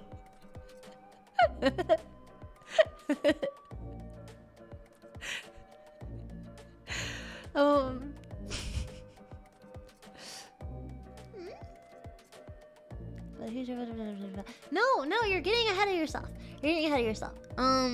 Well, yeah, it's just like giving blood. You should have animal crackers and apple juice afterwards, always, because, you know, it's awesome. No, but that aftercare. it's not just food, it's not just water, but it's also checking in on mental wellness and seeing where they are in the universe and checking in on them. Was that too intense? Was that not intense enough? How are you feeling? Like, ba-da-ba-da-ba. Feedback. And feedback is very important, especially when it comes to, like, bonding with a partner and feeling safe with them and having, like, a more, like, there's nothing sexier than feeling safe with a sexual partner. But yes, what I originally knew it from for aftercare for post-sexual stuff was in the BDSM community, because there is a state of mind that you can enter called subspace, and that is when a sub, like a bottom type person, a person who is submissive to a dominant person, can get so into a scene mentally that they sort of displace themselves in the temporal plane.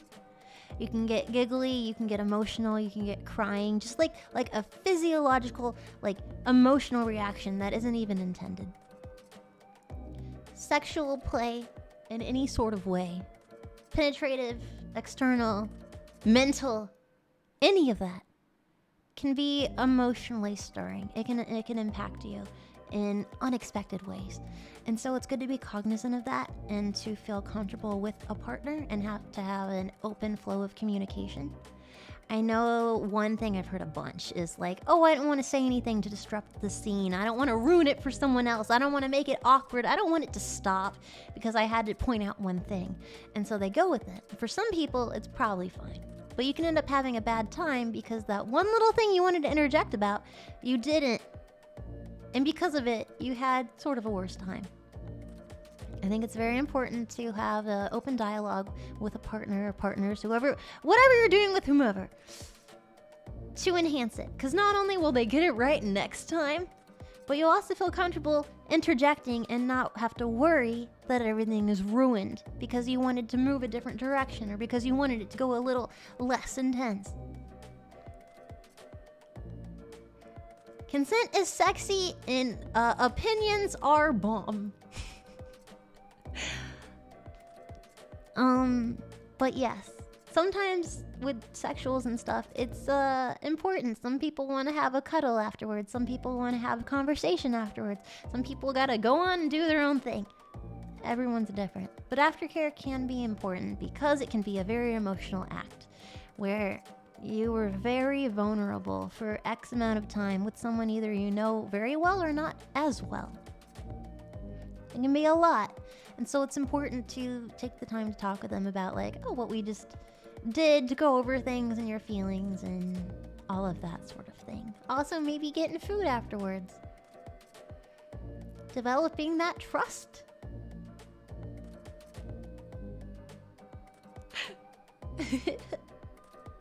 And even if one person is hesitant, it's good to vocalize your needs as well. Because maybe they would like something similar to you, but we're hesitant to ask because, you know, things are more fast and loose these days. Maybe your openness would make your partner comfortable also expressing what they really want or would be comfortable experiencing. You can make the first move.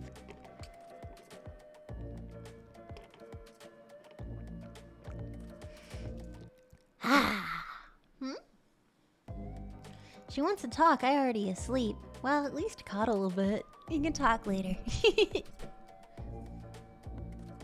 Thank you, Shutia, for 20 months. What? Yeah. Ah. Thank you. You should always make sure it felt good. Now, I can see the stress of being like, oh, I hope that felt good for them. Or for me, like, did that feel good enough? I don't know. Also normal. Never be ashamed that you either didn't try hard enough or that it didn't feel good enough. That's just opportunity to try different things next time. Or to try to analyze, like, okay, well, what aspect of that did I like and what did I not like? And work from there.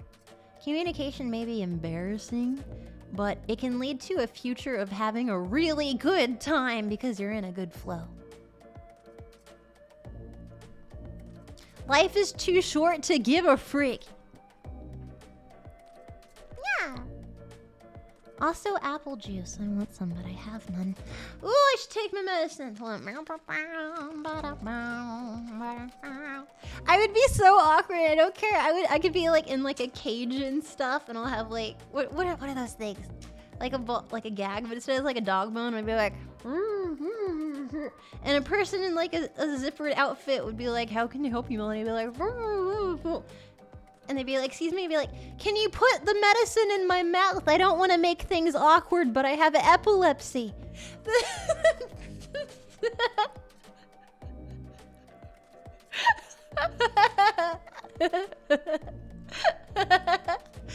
No, you don't have to. This is all fine. Just put it. Put it in my No, the other bag. Thank you.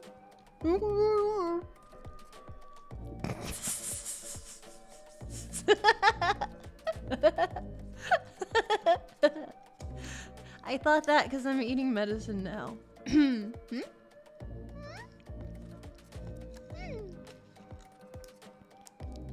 Cages might be comfortable if they're large. However, I don't know, they can be quite small. The bigger they are, the more expensive.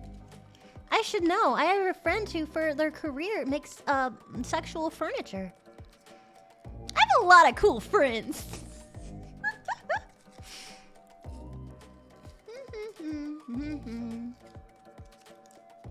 What? I also have a friend who is a blacksmith, and they used to make like candle holders and stuff for people. Like that was their Etsy store. Like those candle holders and like other like normal things. And then they did some commissions for some people for like Renaissance Festival, and they were making like the hilts for knives and stuff. And they're like, this is pretty exotic, a lot more fun than candles. And then eventually they talked to me about their love of BDSM and how ashamed they were. And I'm like, bro, it's okay. And over time, they accepted themselves and realized, you know what? I just want to make sexual furniture. Mel, do you think that's a good idea? And I'm like, dude, is that where your heart lives? And he's made some sick things. It's fun to see, like, after all the years, how much he's changed. And, like, how happy he is. It's like, dude, this chair took 5 months. To be like, wow, that's exotic. I'm happy when people find the thing they like. It doesn't have to be sexual, but if it is, I like reassuring them that it's okay to like things. It takes a lot of time.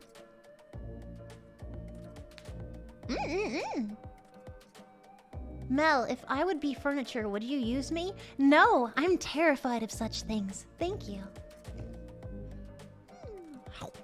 Okay, I'm a merchant, so here we go.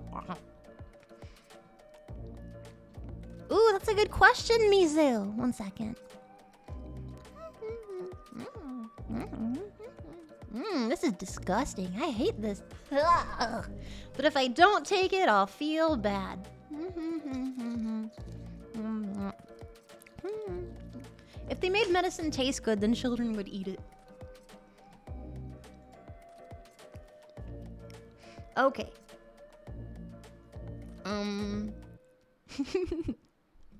Describe the taste. Synthetic cherry. What you would think, like, in the beginning, I was like, oh man, this is really good. I like this. You know, end of the day, this, cherry. Add years to it. And you don't like cherry anymore.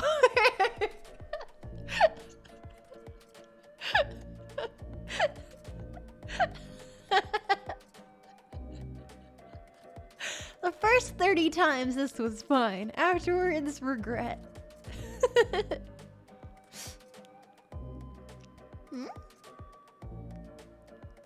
Meow? Mel, stop. I'm getting milk of magnesium flashbacks. Oh my god, it tastes like that!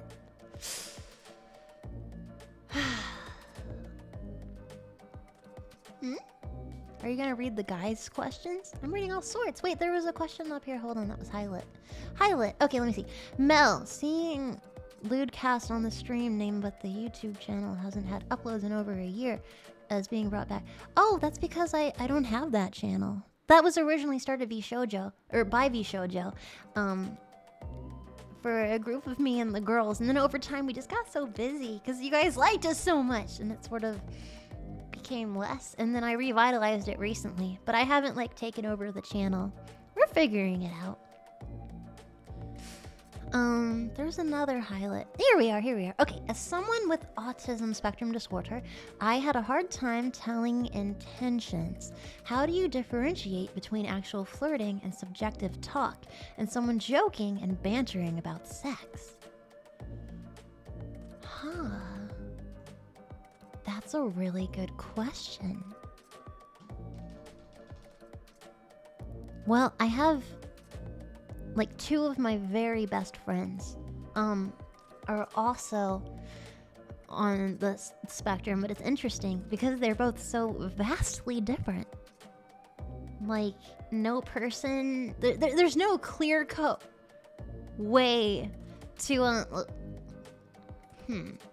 Because, like, some people have issues with, like, auditory and sensory. Some people have auditory sensory issues. Which can be a pretty common trait. And one of my friends does have that. And the other one has the absolute opposite of that. They love music, but do not like crowds and do not like being touched. And another one of my friends, though, they do like that, but they don't like noise. So it is quite a field to navigate. But, it's true. Yeah, even with neurotypical-minded persons, it can be difficult as well. Navigating and determining, like reading tone is hard. Especially written tone. When you're texting someone, oh my god. Like, there's people very close to me where for a long time I thought they were just kind of mean or stern, and then, like, you physically heard them in VC, and I'm like, oh, you just write very bluntly. That can be very stressful. Not only when you have trouble reading, like, signals, but written tone, you're completely in the dark, and that can be stressful. I can totally get that. Damn, I think your question is, like, something I'd really have to look into more deeply to help, like, learn about, like, how you differentiate. 'Cause true, that can be a thing for anyone, like, just not being able to read people and stuff, but I think it's a different playing field, where there's more of an intensity to it when you're not neurotypical. I would have to look into that more. I actually am not a doctor, it says in the corner of my screen, but I am interested. I'm gonna look into that. That's a good question, though. How to, like, differentiate.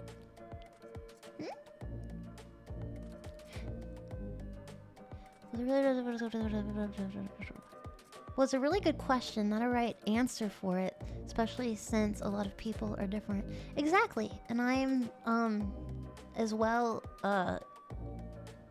neurotypical, so I don't have the literal experience other than having, very close friends. So I guess I wouldn't be the right person to innately know, but I can look into it. Men like hugs, women like hugs, but men getting hugs think they get sex, but women just want a hug. Very mixed message. Okay, I think that's assuming a lot. But I had a thing explained to me a while ago, and it was sexual mathematics from a straight man. And at first I'm like, well, wait a minute. I don't know about them straight people. No, I'm kidding. I'm half straight. He explained the sexual mathematics to me, and I was dumbfounded. I must tell you what I learned. Okay, so I had the same thought. Like, why can't I hug someone? They just assume I'm giving the message of, like, hey, sexual. When to me, it's, hey, Hug time. Yeah. And that's because if you are female presenting, it is much easier to have a sexual conquest. And if you are male presenting, it is much harder. On any dating site, it's like a 1 to 600 ratio.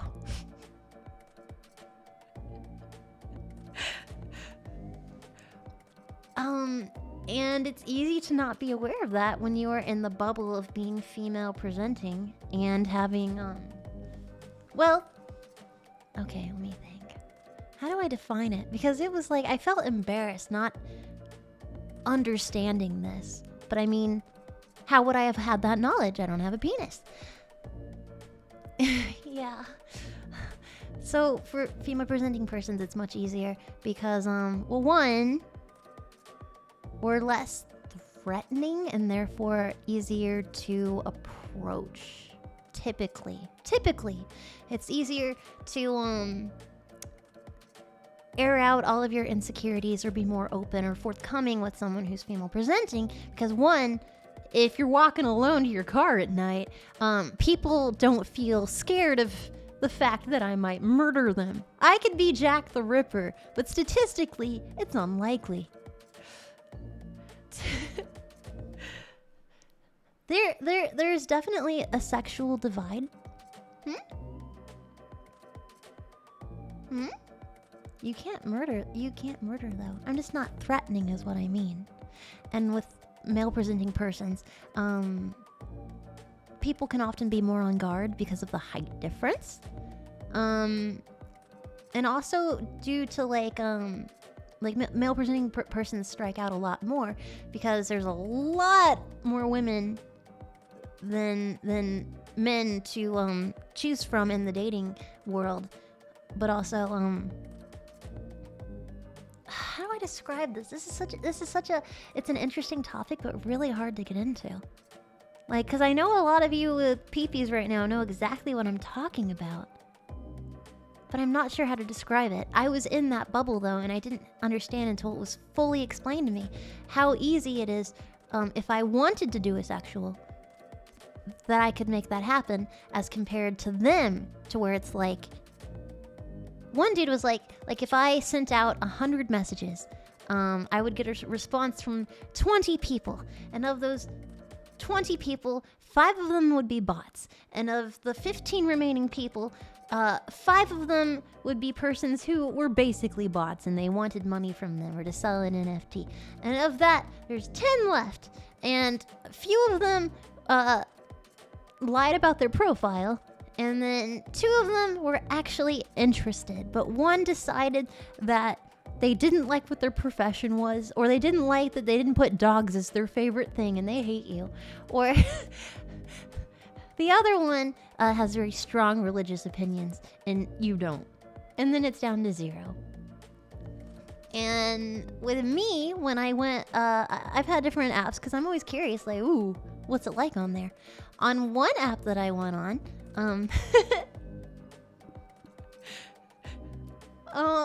I was curious, because I heard it was crazy, and so I joined it, and, it rhymes with Glinder. And within 24 hours, I had hundreds of messages. Hundreds. And all of them had a peepee in it. But that's not the point. The fact that I sent to my friends, it blew their mind. Yeah, I read it, that.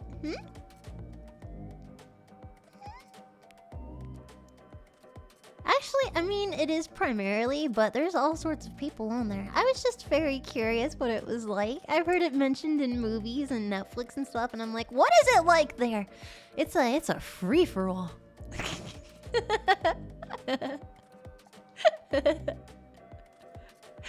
I'm the professor. Anyway. Yeehaw. Okay, let me see. Next question. Have we hit 10 questions yet? the male dating ratio? Not yet. God damn it.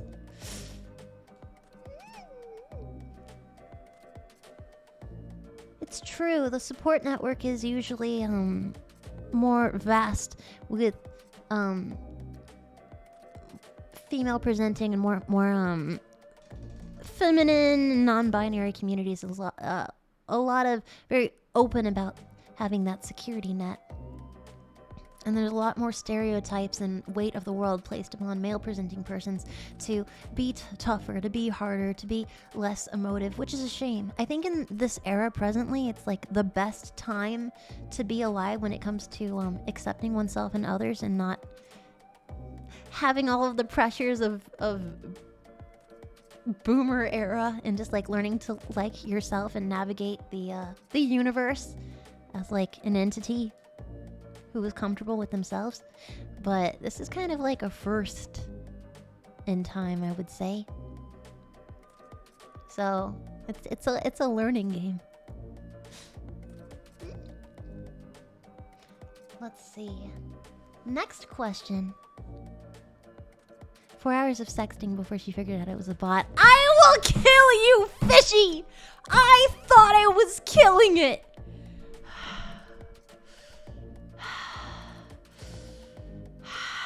Oh, you're so funny. Oh my god, I have it. I have the...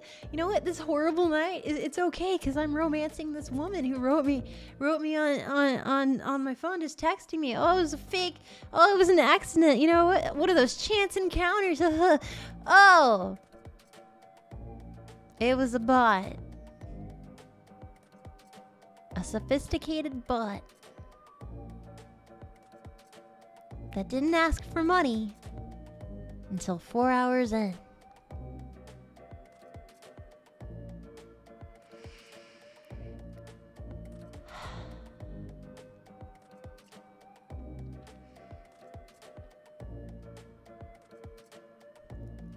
Oh my god, Mark, is this you?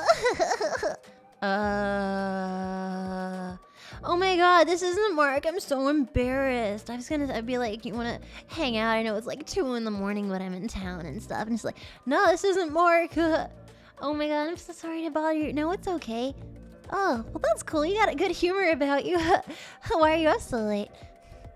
You know, I'm watching Netflix and stuff, and I'm like, oh really? Yeah, you know, I'm just in town and I'm drunk and stuff, and just like, so funny how you meet like this, huh? Oh yeah, definitely, yeah. Just it's cool though. Well, it's cool that you're still talking to me. Oh yeah, I'm interested. This is pretty funny. You know, it starts like this. Usually it's like a bot. She's like, oh my god, Ray, tell me about it. You know, I never do this. Like, this is kind of, you know what? I'm a little tipsy. It's late. You know, can I send you something? Sure. Boob picture. Oh my gosh, just like, seriously, I never do this. I never do this, ever. I promise, I really don't. Well, I showed you mine. You're gonna show me yours and be like, And then I call up my friend and I'm like, hey, remember that favor you owe me? So I send her a picture. That is not mine. And then we have mutual discussions over texting. By this, it's like 4 in the morning, maybe 5. It was many hours. And eventually she's like, man, you're so funny and stuff. Like, you want to hang out? And I'm thinking, like, there's no way in hell that's even physically possible. But I followed that road. And I'm like, yeah, no. She's like, yeah, my address. I'll meet you here if you just click this link in and it'll show you where I'm at. Click this link? Yeah, just click this link. Oh my god, and you can, you know what, I never do this, but this is like a link to my Blank premium place. If, you know, you can actually just like dono there. And wait.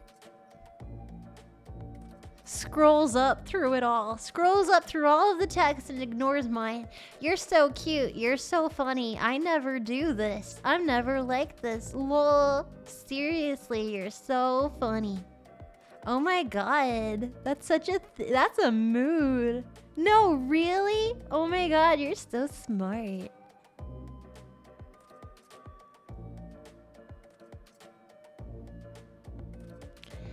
Then I wrote her like, did you know that I'm actually a prince? I'd like to give you all of my money. If that's okay with you. But instead of money, I put M-U-N-I-E and stuff. Like I spelled it wrong. She's like, oh yeah, that's totally like that. Yeah. Like, yeah. I love when I'm being flished and stuff. You know what? But you know what? You're real and all of that. It's wonderful. Your breasticles are gorgeous and stuff. And just like, you're absolutely not a blot. She's like, oh my God, tell me about it. Click the link though. And eventually I accidentally did write the word bot and so, like it corrected it, and then she just dipped, permanently gone.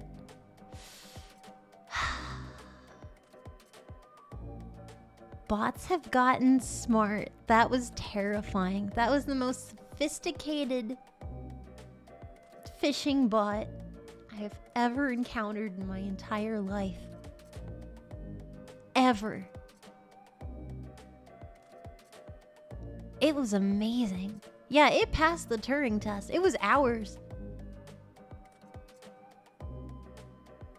Shall we do it again? My heart is not in it. That was painful.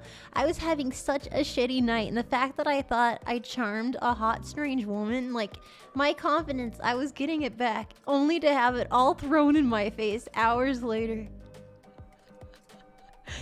Not only am I unattractive to women, but also I'm stupid. It was a hard night, okay?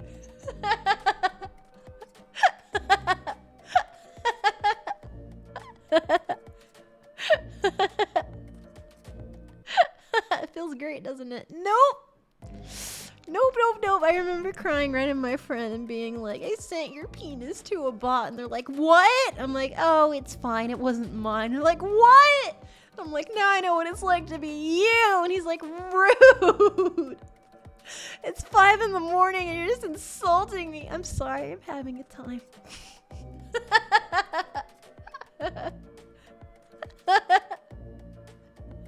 Next question.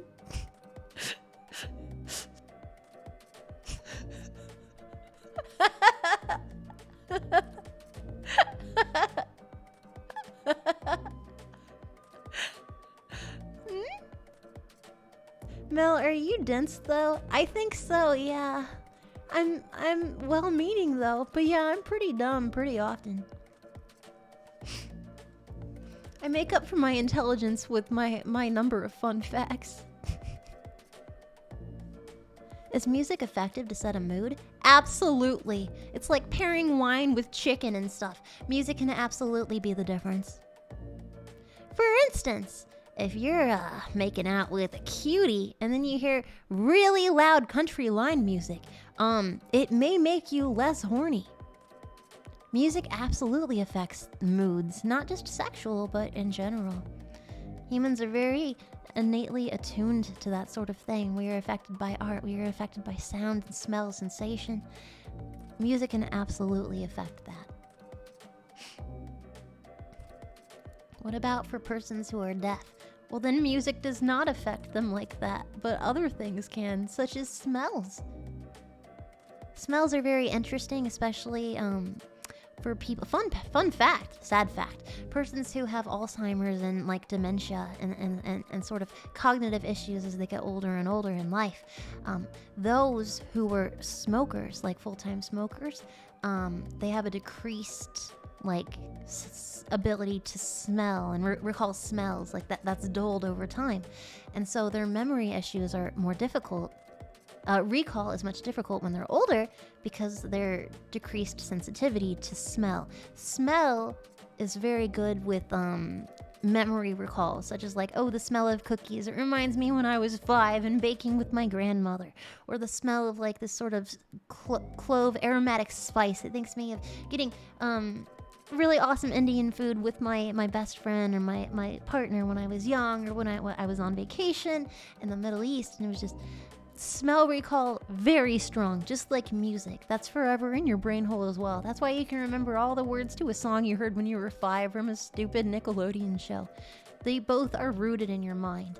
And when you lose that ability to smell that was once there and then not, you have trouble with certain memory recall.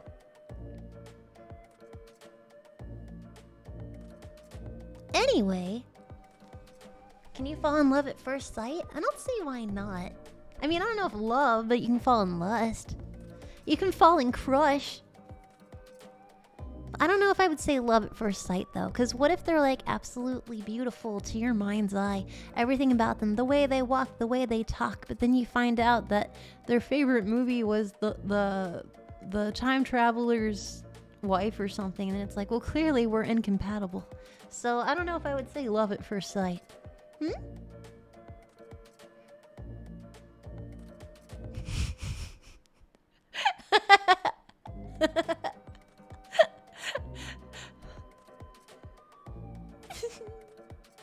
Love does come with time. I would say love is something you earn. Love is something you earn. Love is like, oh, you had a fever, and I woke up and there was all this like Uber Eats or like delivery like cough drops and like Pedialyte near me that I didn't actually purchase.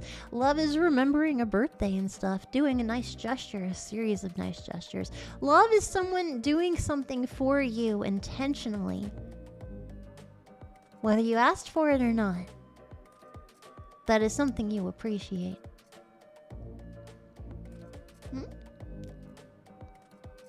Love is sitting on a cake together. That's a different kind of love, but alright. Next question. Love is Taco Bell after sex, not before. Aww. Love is having a really bad day and your partner saying like, you know what, it's 3 a.m. and I am dead tired for work and you're having a really bad time, but yeah, we can drive to Dairy Queen. Yeah, the 24-hour one that's down by the airport, but no, that's okay. That's love.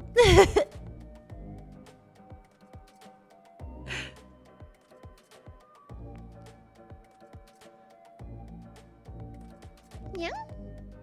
Oddly specific? Yeah, specificity is important, especially when telling jokes. Conan O'Brien told me that in YouTube. He said, hello, Melody, and I said, hello, hallucination of Conan O'Brien. And he's like, did you know specificity makes jokes better? And I said, I did not. And then he said, hey, man, have you heard about, what is it, True Fit? I've been getting the weirdest commercials recently. How very specific, Mel. Thank you. Next question. Opinion about friends with benefits relationships. Oh, I know people like this. Friends with benefits relationships, or FWB. I'm curious, do those exist in every country? Who in here is not in North America, but has heard of, or maybe participated in, friends with benefits types relationships?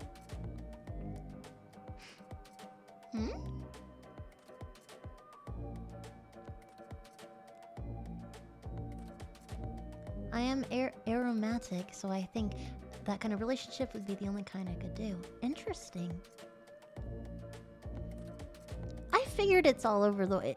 There's so many ways to love. That's one thing that took a long time to learn, and I had to meet a lot of people to fully get my head around that there is more than one way to express love. And I think that's really cool.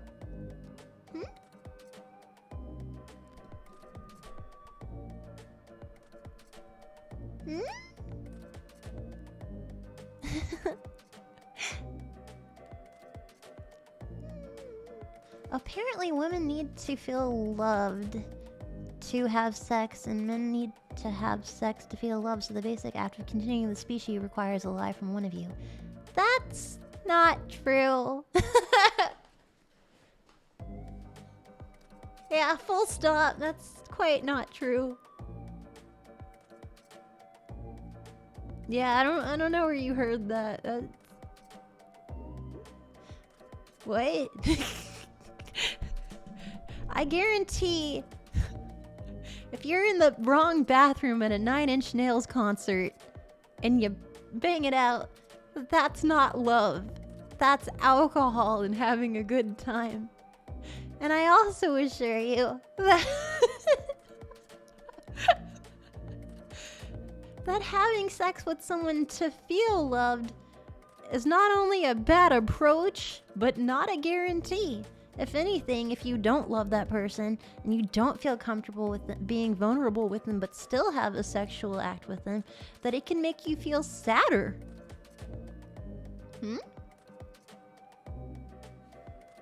So I don't know about that one.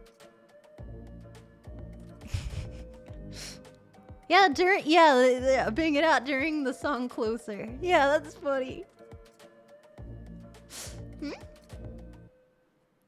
Yeah. Although 9 Inch Nails music is a straight up banger. So if you have someone you're close with and comfortable with and are having a sexual with, I think that music would be pretty sick.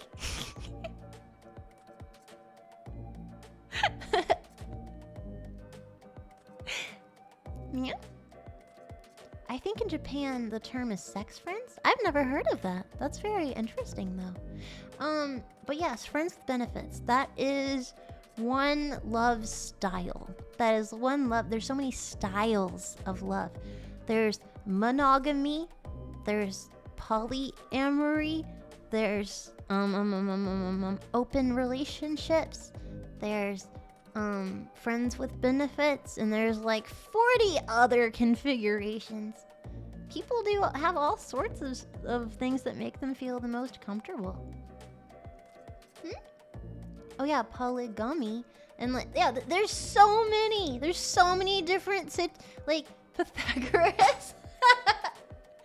Yeah, I tried that Pythagorean theorem in college. It was kind of weird, but he was into it.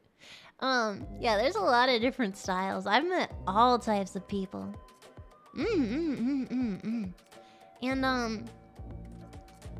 I feel bad because like long ago I think I felt kind of judgmental of it. Like, that's bad, right? That's cheating, and cheating is bad. And I'm glad that people over time have taken the time to explain their position so I could be more informed. And I learned that cheating is having an established set of rules in your relationship that you violate. That is what cheating is. Because if you have, when you're in a relationship with someone and it's healthy, you have a set of expectations. Whether they're literally, like, you got a chart on the refrigerator in crayon, like, do this, not that. Or just, like, a set of actions and expectations developed over time, over the years, that is just, like, an obvious to the other person, duh thing. Rules, whether specifically dictated or unsaid. You have them. Your terms of service violation in your relationship. It's only cheating if you violate them. Intentionally or otherwise. You can accidentally break the rules, but I guess that's a different conversation. Cheating would be like, oh, I'm comfortable with you, seeing other people, except for people with really tall hats. That makes me uncomfortable. And if you're like, well, I'm gonna go sexual someone with a really tall hat, that would be cheating.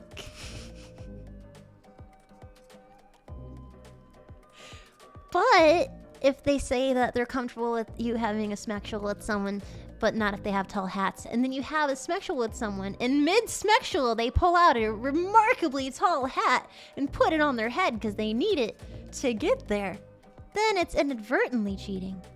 I don't think I would say that's your fault, though. With friends with benefits, it wasn't a tall hat, it was a long hat. It was really vague. I didn't know what to do. It was very confusing. I'm so sorry. Doug Dimmadome.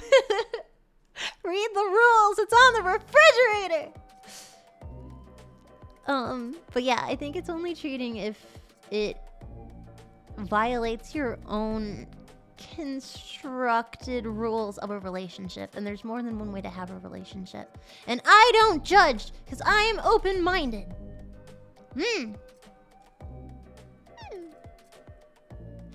Also, I'm a bit biased because if I had a harem of like medium tittied elf girls.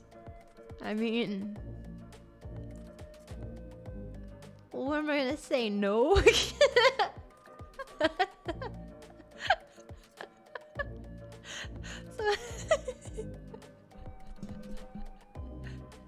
I just say it.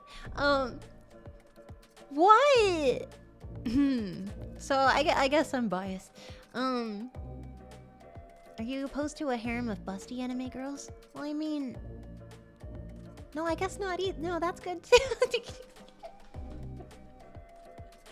Can women fall in love with sex toys? Women can fall in love with sentences. People can fall in love with anything because it is the future. I've seen I love those trash TV shows where they're like, I drink 100 7-Up every day and it hurts my teeth. Or I've been dating a shoe for years. There's more than one way to love, and you can love inanimate things too. You can love concepts. I knew one girl who could only achieve an orgasmic state by thinking about her future success. She got off to concepts. Washasha. Isn't that amazing? Yeah. Ever since I met her and heard that, I thought, man, the Earth is much more vivid and interesting than I ever could have predicted. Humans are so cool. Strange? Sure, but interesting. She's gonna have a rough decade in her 30s. No! Dude, nah. Okay, one, funny, but two, no. 30s, I hear 30s are one of the best eras because in your 20s you're all like, I'm flying through space and I'm broke as fuck.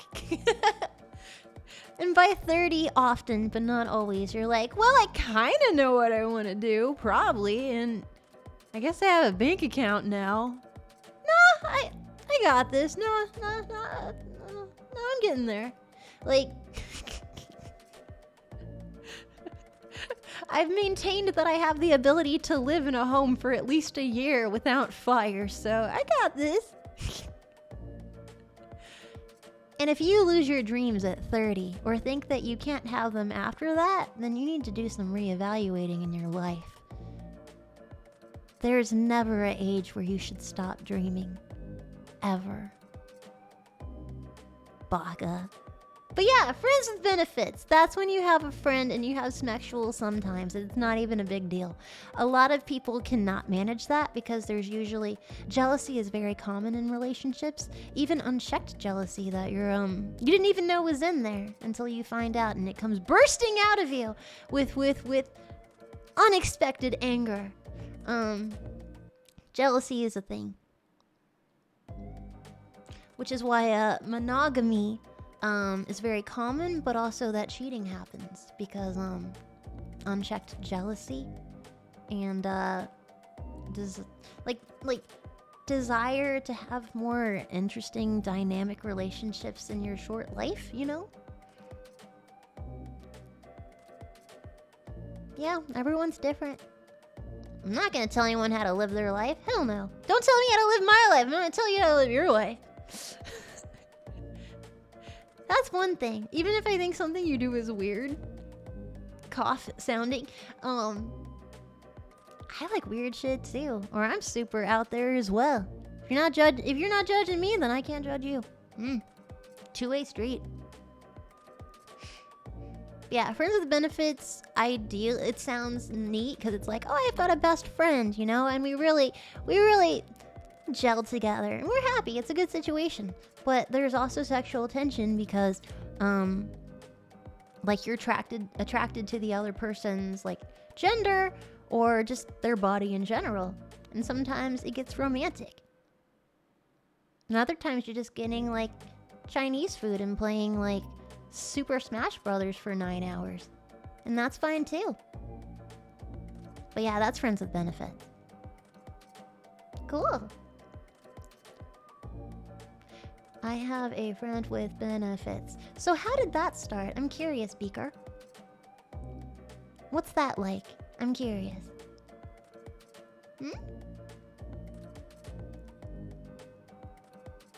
Crab people, crab people. 5 months with, yeah?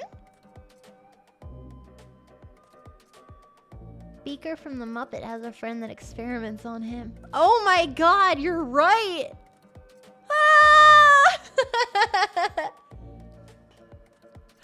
Okay, well that is a lot to unpack. Thank you. 90% of my sex life was friends with benefits. Well, I mean, the positives with that, I would say, is that you know where they've been and what they're doing. So there's less worry that they're a serial killer or secretly a piranha. So I can see the positives.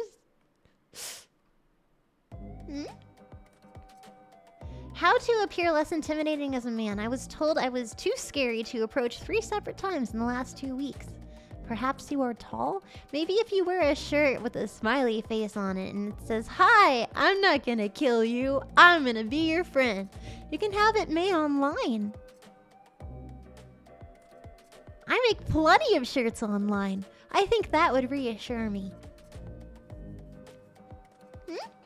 I hate those secret piranha. I'm just saying, I can understand how putting someone in the sexual friend zone would make sense because you know them and you trust them and you know what they like.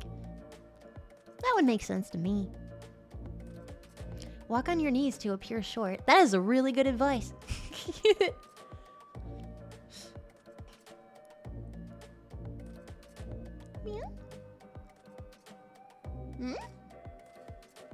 Does he drive a white panel van with no windows? Why do you ask? He told me he liked it because it wasn't complicated in coloration and stuff. Like, oh, it's not gonna bother his eyes. And there's no windows because, No, I have no joke for that. Never mind. White van. Is it normal to have a kink? Definitely. Also, I know I'm biased, but I think everyone has a kink. Either they don't know about it yet, or they really know about it. I think it's in there. I've met people who's like, I don't have a kink. I'm like, I can figure it out.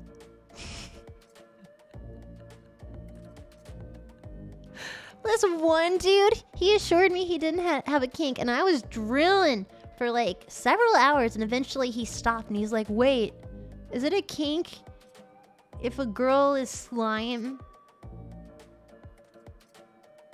and does a sexual on you? Cause I like that. And I remember standing and being like, ha ha! Found it!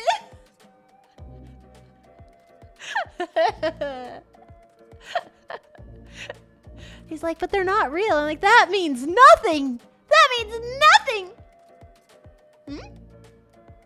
Sorry. Here, I put the mic away from me. I'm so sorry. Gotcha, bitch. She's real to me. Okay, next question.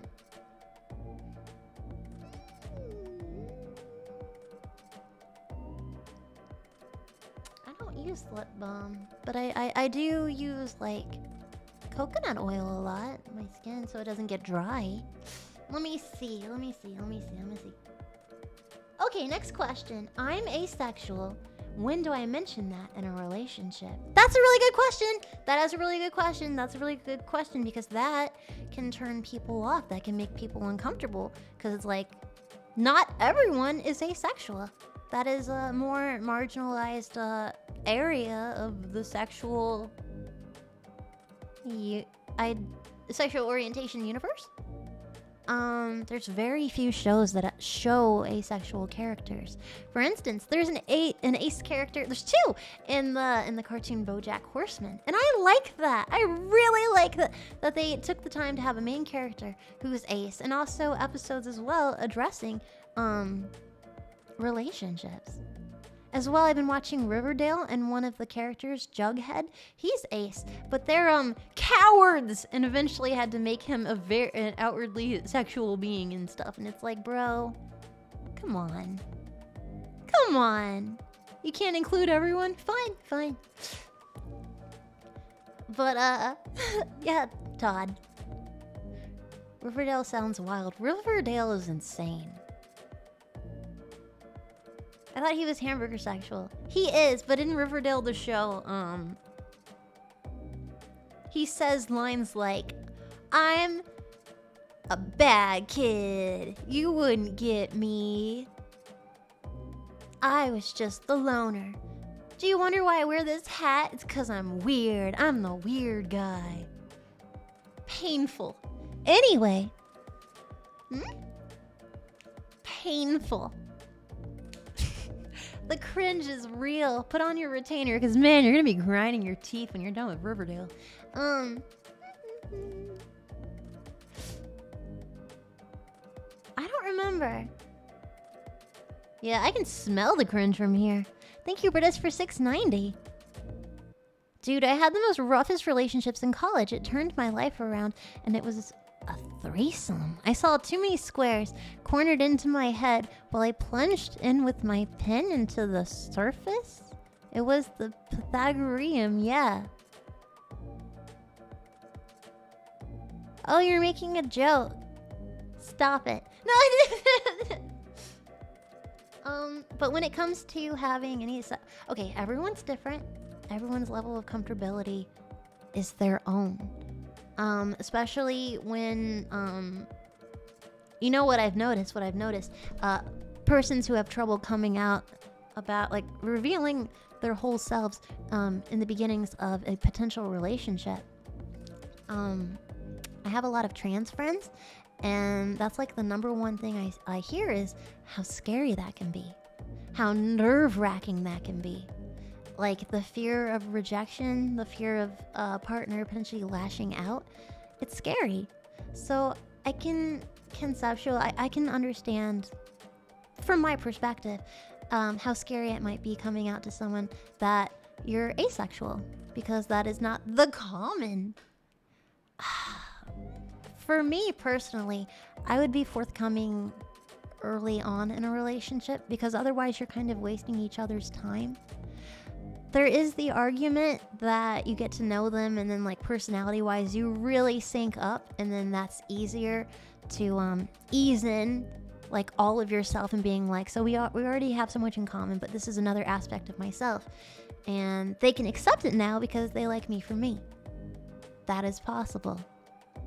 But there's also the risk that that one aspect of yourself is too important for the other person to look away from.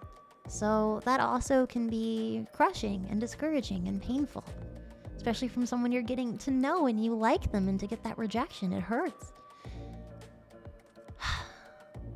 It's a lot more difficult, but for me personally, I would say being forthcoming early on in the relationship rather than later on. Because if you find out in the first few dates that it wouldn't work out, then that's a lot of time you could have spent looking for someone else who does get it.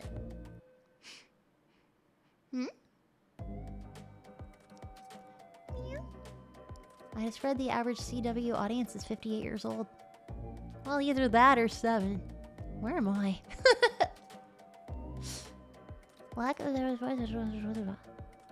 Well said? Really? I mean, that's just my opinion. That's not right for everyone.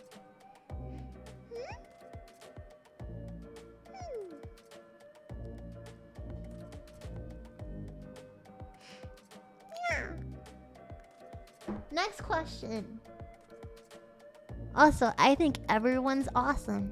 If I had a crush on someone and their sexuality was different than mine is I like people for people.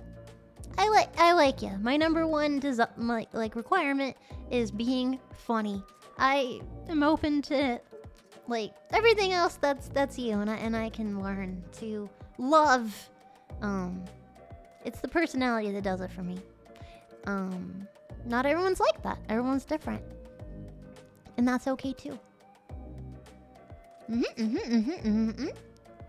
It's true. I can go on any porn adventure and find something. If I can't find one thing, I just take a U-turn, go somewhere else.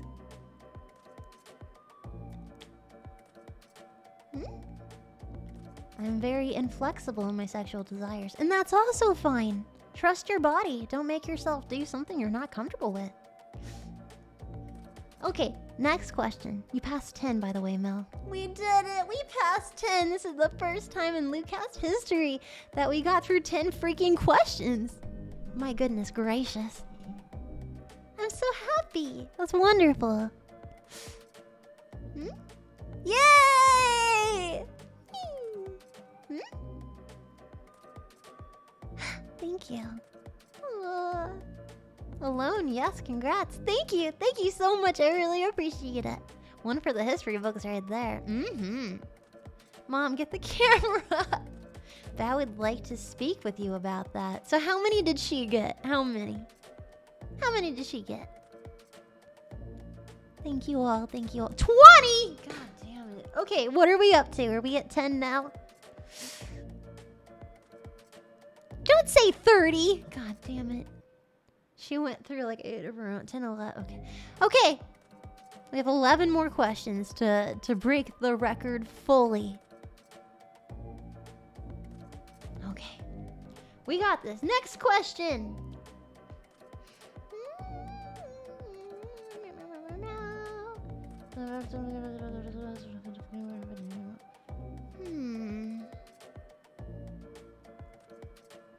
Next question. Anonymous asked, pegging. Is it okay to peg my partner? How do I peg my partner? Is it bad to be into pegging and I am a man? Huh. Okay, that's a lot of questions in one, but they're all relevant. First things first, I know that Elle just got banned for putting pegging in her tags list, but this is us discussing it for medical things. We're probably fine. This is sex education. Also, boo! Boo! Unfair. I know, right? Coming after us looters. Looter-tubers. I've always pegged my partner as cute. I get it. Shy Lily too got in troubles too for having them titties, I believe. Good thing for me, my giant titties are hidden behind this on air sign.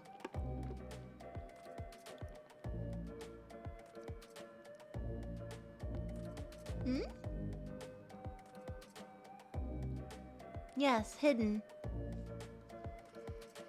You guys are asking for a spanking and not in a good way. Oh my god, Celtic Fox, don't be weird. Okay, no, Lily got banned for shoving a pear up her ass. Well, that's apparent. Or that wasn't apparent.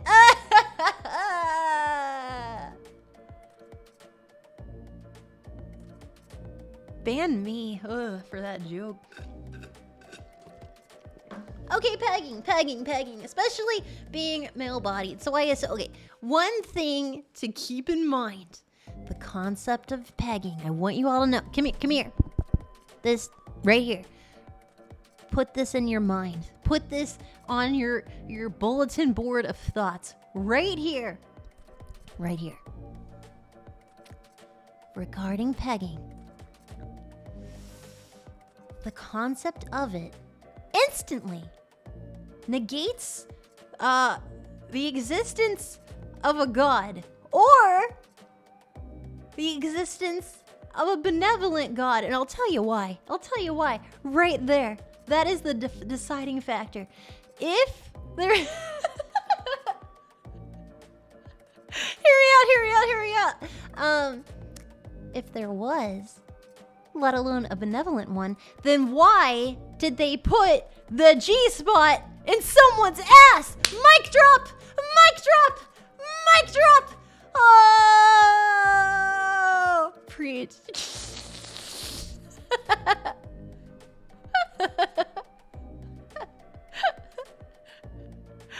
Either it's like, oh yeah, it's in there. You wanna go look for it? You wanna try that? Huh? Yeah, try it. Make my day. That's what I thought.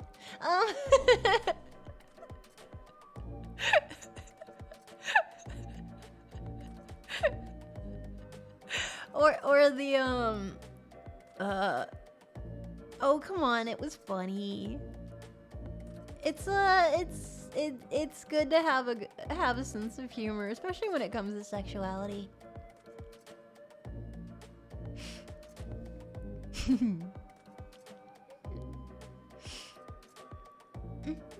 Hold on, my eye.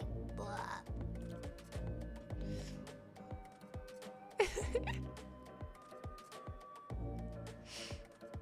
Leave the clown fetishes out of this. Well, some people have it.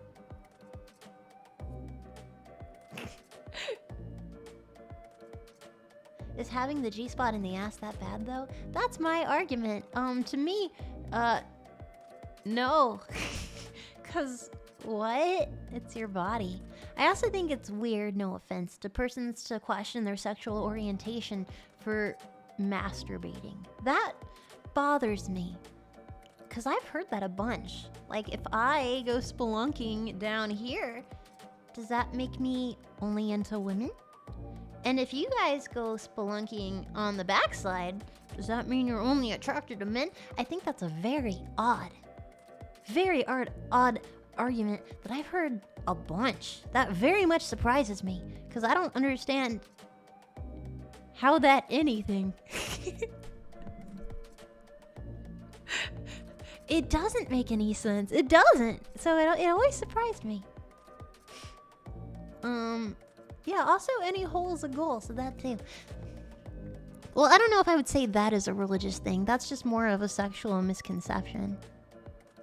Equating one's area to other person's area of a gender that you were not attracted to. I don't think that's a religious thing. That's more of a false equivalency? I'm not sure.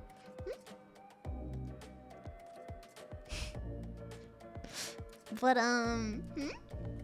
oh boy, it's my turn with the ear hole. My community is weird.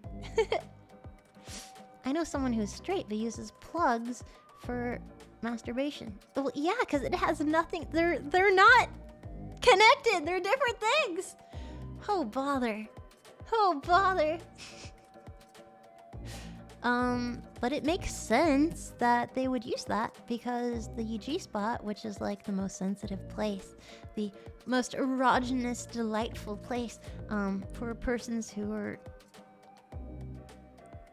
with prostate, it's nice to stimulate it because it makes you feel super, super happy inside.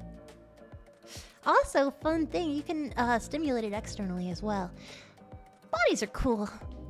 But regarding pegging, they also asked how to, like, introduce the concept to their partner. That is a hop, step, skip, and a leap right there. Because there's a difference between, like, liking something and convincing someone to do something.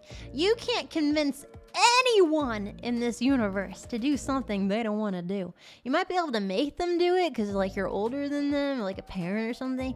Or, like, you talk them into it, like, you owe me, you do this. You pick up this library book even though you hate it. But, like, mentally, you can never convince anyone to do something they don't want to do. Either they already have the inkling, like the, I want to do this, but I don't have the strength, and I need someone to push me. Or the, I didn't really think about it like that, but if you make a good argument and push me, then I might make the change. That's the only way to change someone is this, if they make the first step. The first nudge forward. And, yeah, that's perfectly fine. When it comes to pegging, with most people, I don't think you could just come out of the gate and be like, hey, how you doing? Oh my god, how was work? Yeah, I'm here, let's make dinner. Pegging? Pegging anyone? Pegging disco? Yeah, so, oh my god, I know that we were like in season 2 of American Vandal. This is great. Would you like to peg? No. You gotta be tactful about it. I would say usually when it comes to, like, really pushing that idea, One, pegging is interesting. Pegging is interesting because having a penor, the symbolism in time and space has been, it's associated with dominance and liberation. There was a psychology dude, I think he was like the nephew of Sigmund Freud. His name was Edward Bernays. It's his fault that smoking was made like trendy cool in the States because he sensationalized it and is like, women can smoke. Look, they can wear long pants too. They're just like men. Equality, coolness. And that stuck for so long. So that was his fault, man. But because of that, the argument was, especially with smoking, that it's a stick and stuff. Like, oh, it's similar to peepees, and only persons with peepees smoke cigarettes, and it's a very masculine thing, and oh, they're dominant and stuff. Because, like, Mad Men really explored the 40s or 50s, whatever era it was in, where women couldn't be part of boys' club, and that was, like, the first foot in the door to breaking that glass ceiling. I don't support smoking. I'm not gonna hate on you for it, but I don't support it. Everyone's got their thing. But with pegging, it can be very liberating because having a penis for so long, like, the person's treated with the most respect. The person's given the most money in a job. Had a penis. And a penis, like linguistically, it penetrates, it pounds, it inserts. It's a very top, very dominating concept. And with the not peepee, it's receptive. It's the hole that is a goal. It is the submissive. And with the ability to peg, you're switching up the gender roles. Not always, I know. At least that's how I would perceive it. If I was the pegist, I would feel very dominant. Like it would give me this sort of sense of control, like the sexual autonomy, that I can play both sides. And that's just the perspective from someone with the not peepee. That's how I would feel. I would feel a bit more powerful. I would feel more confident.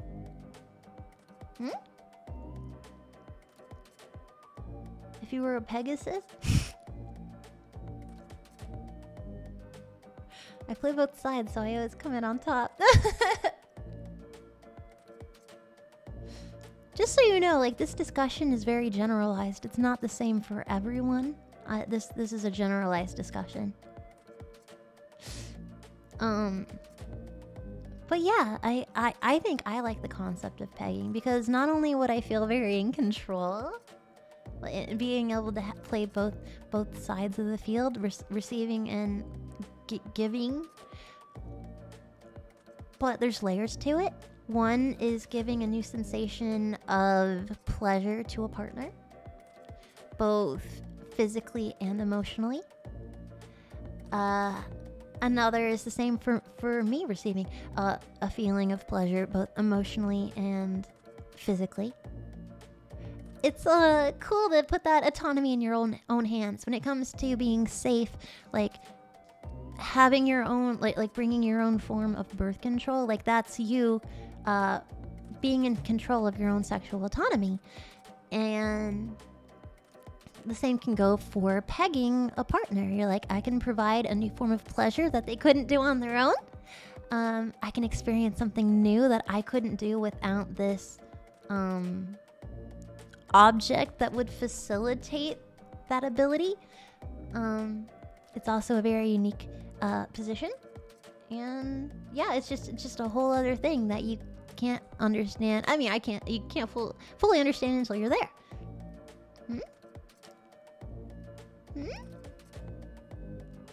But yeah, the prostate is the masculine body. It's very confusing.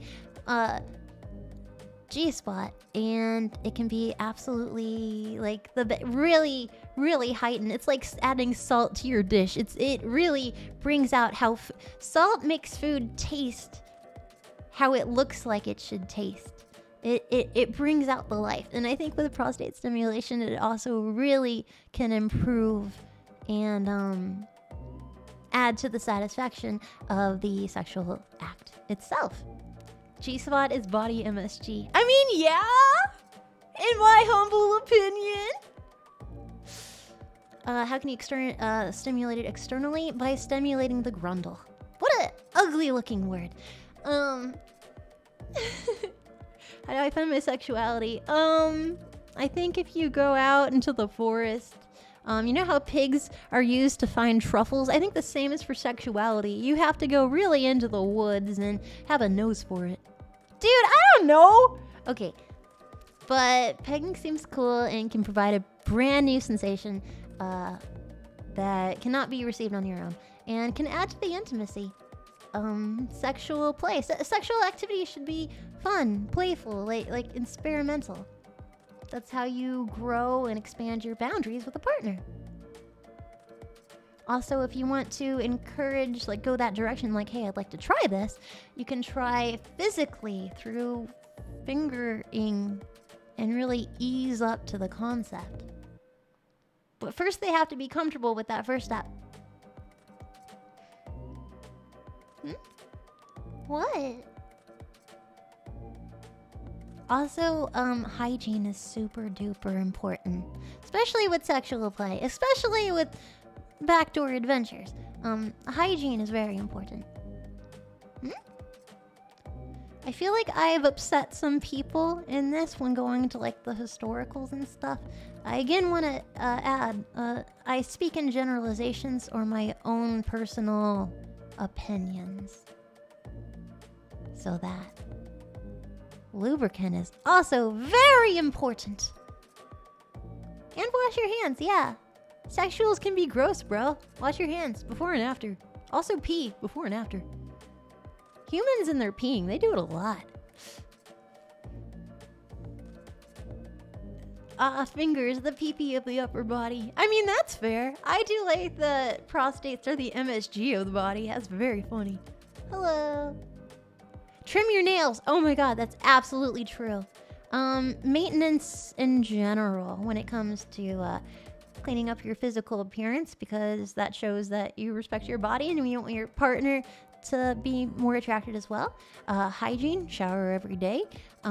Keep your nails short so you don't hurt someone, you feral werewolves. Lubricant to make sure nothing breaks, and also ease of play, and other stuff.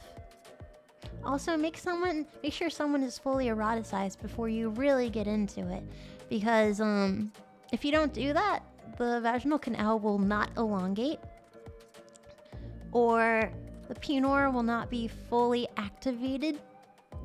So many parts of your body, the erogenous zones, like, they need to be activated first, bro. They need to be activated. You think your remote control is gonna turn on your TV if you don't put batteries in it first? Nah, dog. Just saying. How you gonna play PlayStation if it ain't plugged in, bro? As well, a thing I learned in this past year. I feel foolish for not knowing. But when it comes to pornographic material and stuff,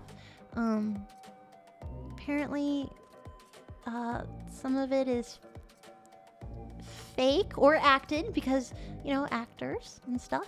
And that when you are fully in a sexual state of arousal, apparently coloration of parts of your body will change.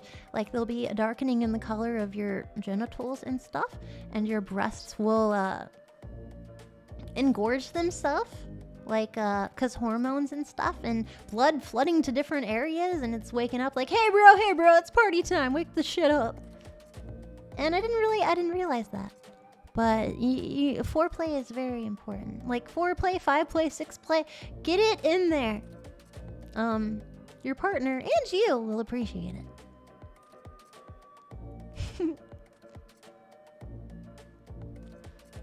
How do you cock locks work? Oh my god, I'm so glad you asked that. I have a lot of opinions. Oh my god. 7 play. Whoa, not till I'm married. Oh my god, I have opinions on... This is a sex ed stream. I can say this. Cock ring. Oh, cock locks. So you're thinking of chastity devices. I guess I could go into that. I was thinking cock rings, and I have a lot of opinions on them. Cock rings. Okay, so when you hear the term cock ring, I'm sure you all think the exact same thing, like, oh, it originated back in early Grecian times, you know. But no, you'd be mistaken. It was actually as far back as ancient China with the Shen dynasty around the 1300s. Honestly, the 13 to 1600s. Even before that, they had like cock rings, but they really like were commercializing that shit in 1340s onward. Obviously. And originally, like the first schmuck rings were made out of goat eyelids, and they were like configured in the shape of a dong, and also they left on the eyelashes because it basically, like how you can tickle someone with a feather and stuff, it would add to the arousal. Ew, gross. What? Dude, it's history. I don't know what to tell you. This is a historical fact. They actually still make that. Oh no, I'm telling you something true from the past. Oh man.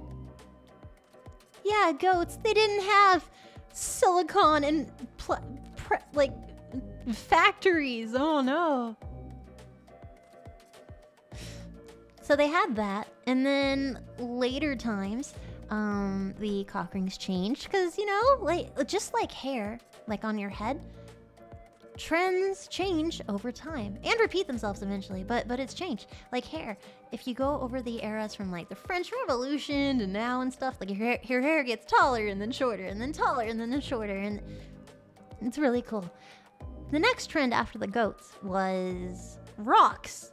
Get your rocks off with your rocks today, with jade rocks and ivory horn, which is bad. Yes. So yeah, jade and ivory were the next things for cock rings. And then just eventually a lot of other different types of things, like now we have silicone and we have a stainless steel metal. Stainless steel and silicone are the most popular now. How do you guys not know this? This is basic cock ring history. Jeez.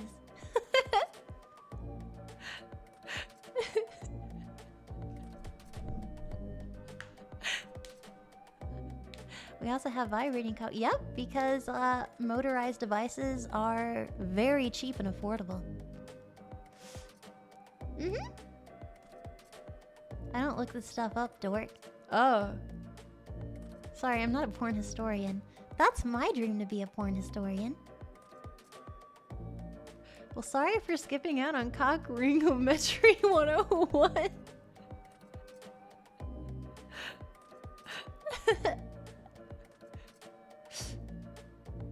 Fair enough.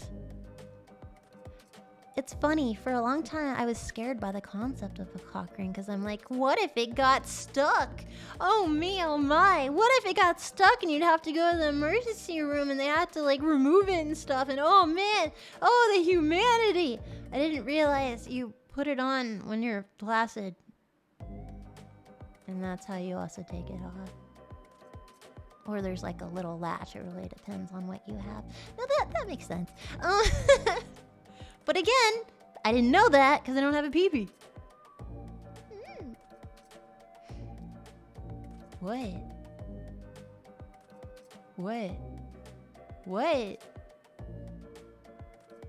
I heard that Cleopatra's IUD was a hollowed out lemon rind with the... Yeah, I heard that as well. And true, you can use rubber bands and hair ties, but I would not recommend it because it can pull the hair. I know that if I have a hair tie on my head and I pull it really hard and it pulls out some hair, I'm like, ow! Imagine wearing it downstairs. I know in a pinch, some people have used hair ties, but I would recommend against that. Be a man, use a zip tie. Oh my god, no! You monster!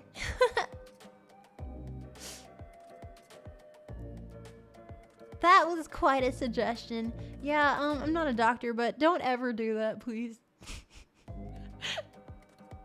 No! I'm sure that's happened, though.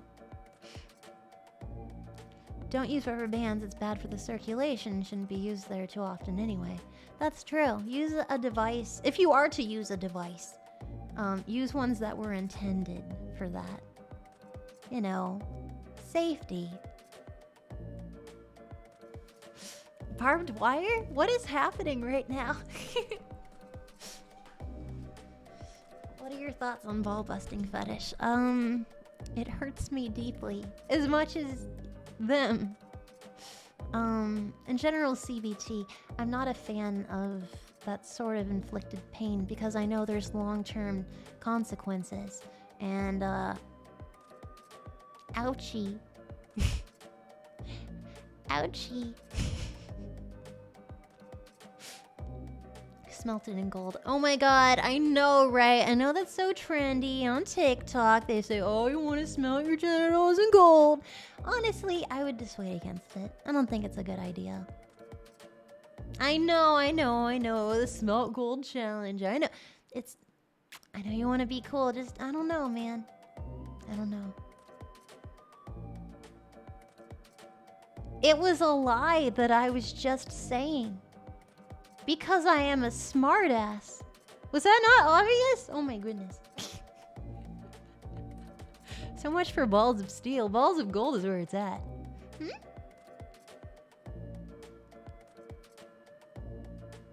I guess there's nothing wrong with having fetishes, but some are more dangerous than others. Some are more safer than others. Thank you, Blazing, for 420 and for 1337. And Crocus for 29 months of my bullshit. And I've hold for 22 months of my bullshit. Armpit. Armpit actually came up on here. It said, in regards to hentai, what is your opinion on armpit birth?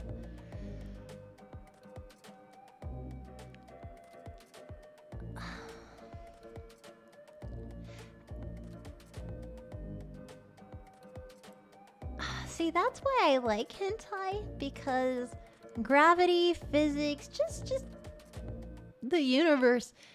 It's whatever you want it to be, man. Just science is whatever you want. And I love that. I don't love all the things that people create because of that. But I like that you can do the impossible and more. I like that I can fly. It's great.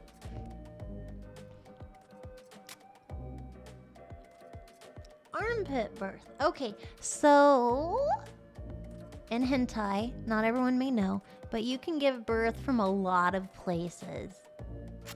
Not just the punani. You can give birth from the butt, you can give birth from the mouth, you can give birth from the boobs. Seen that a bunch. Didn't know you could do that from the armpit, but why couldn't you? I know every hole is a goal, but in hentai, you can make more. And so for armpit birth, which I've never seen nor heard of, for me, I would find it weird because it's atypical. And so I'd be like, oh, one arm's bigger than the other. Perhaps that's their dominant hand. I wouldn't like it. Thank you for asking. How many holes do people have? As many as you want in hentai. I don't like it.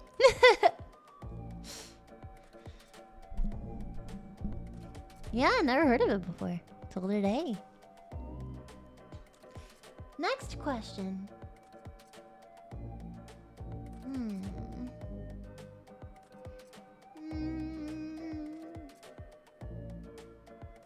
Oh my goodness. One person said it's not about hentai, but they wanted to brag that they had, they sexed for the first time with their crush. And it's been a long-term romantic courting that finally got there. Congratulations! I'm really happy for you. I'm really happy for you. Congratulations on your sexual conquest. You should get some ice cream or something to celebrate. I'm happy. Thank you. It shows that nerds can find love too. Oh, No, I'm kidding. Like, it's very common now. Nerds are very open-minded. We flock together. Whoa, you like Doctor Who? I like Doctor Who. Let's pay.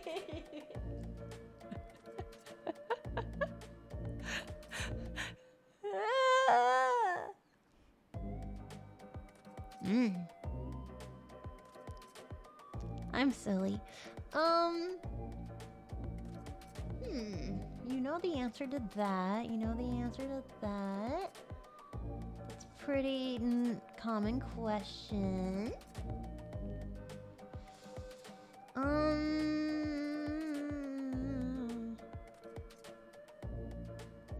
Next question. What made VShojo think hiring a prawn star was a good idea? Was it for attention? Well, they didn't hire me.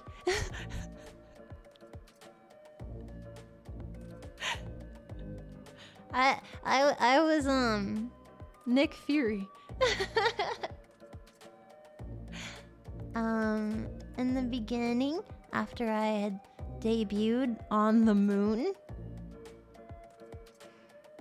Mr. Gunrun reached out and said, oh, I love it. Love everything about it. Super weird. I'm all about it. How can I help?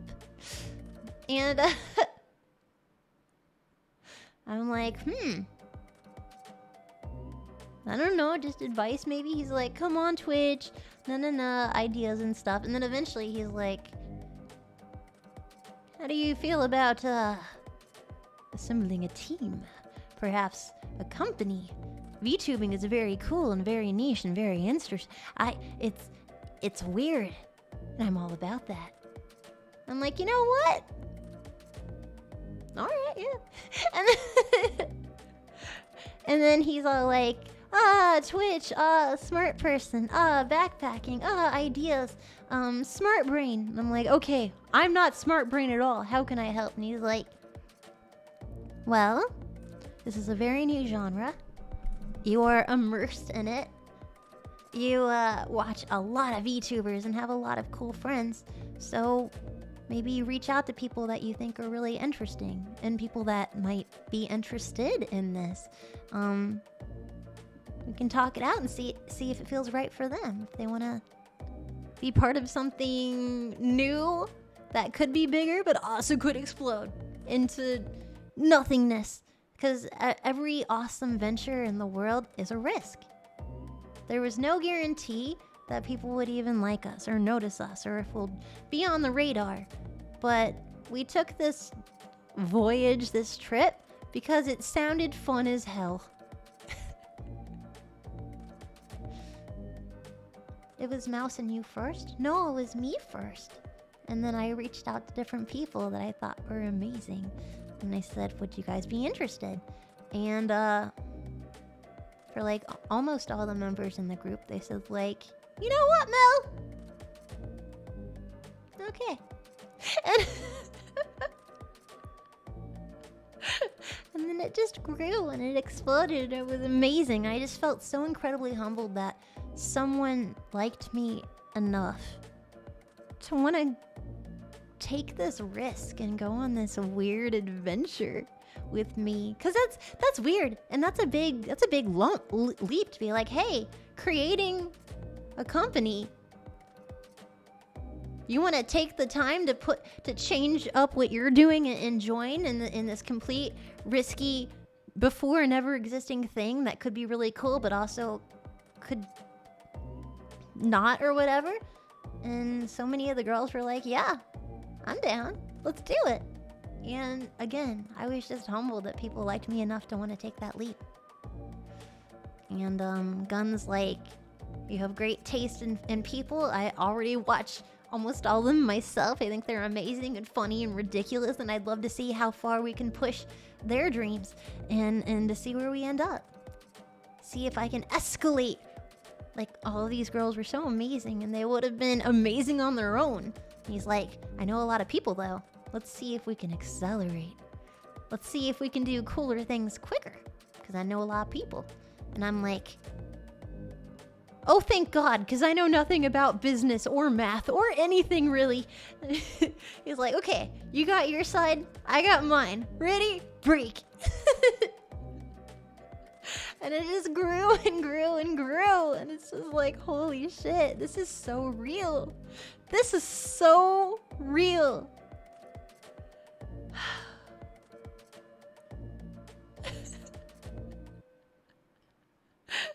I'm like, wow, for the first time, I'm part of something bigger than myself. And I'm part of something I'm proud of. And I'm part of something that inspires me. And I'm proud of being in on this weird, risky adventure with people I absolutely love, and people who make me laugh so hard I cry, and people who inspire me, and people I'd love to see take over the universe. And they've been nothing but supportive, both staff and VShojo. Even from the beginning, I was like, he's like, I want to help, before even like us looking into a company, being like, I want to help you. And I was just so confused, because I'm like, you know what I do, right? You're like professional man, Forbes man, Twitch man. You really like I'm brand unsafe. And he's like, you're weird and honest about what you love. And I respect the shit out of that. Let's get as weird as you want. And I'm like, all right. All right. I'm like, what if I want to get weirder? What if any of us want to get weird? What if any of us don't want to be weird? He's like, that's on you. You follow your goddamn heart. I'm like, oh, this is going to work out. This is going to work out fine.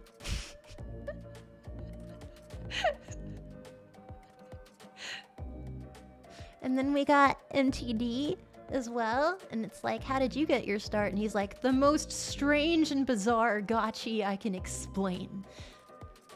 I'm like, all right. And then it just grew and grew and grew and grew. Yeah. MTD, Gun, Apex, and then it just spread. Pashi, and Thomas, and everybody. Like, this amazing heartbeat of a company. Anyway, I've just been talking for so long. I'm so sorry. It's not even related to LewdCast. I'm so sorry.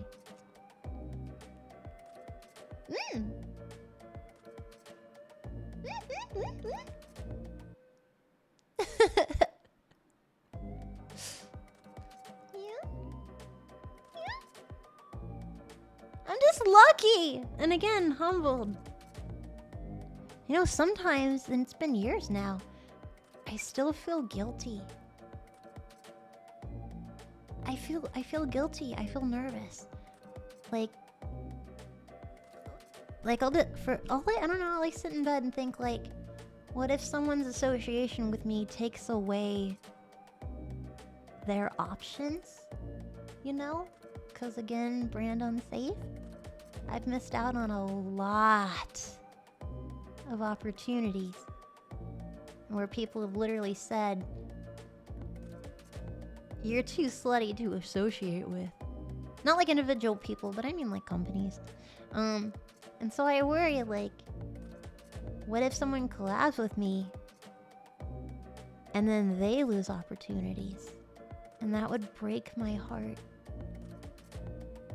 But to this day, all of my friends have been like, nah, I'm on the Mel train. And I don't know, that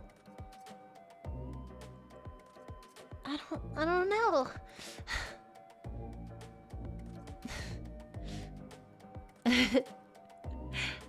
It's really nice.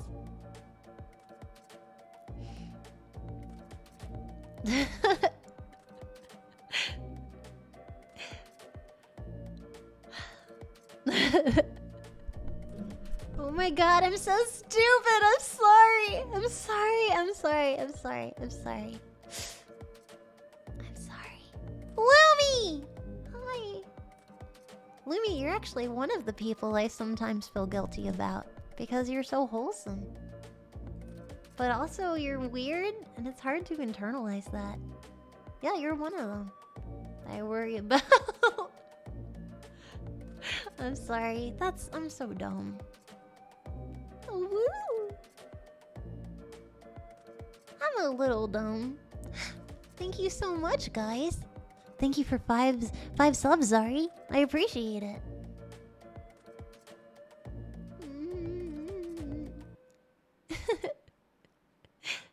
Oh, woo!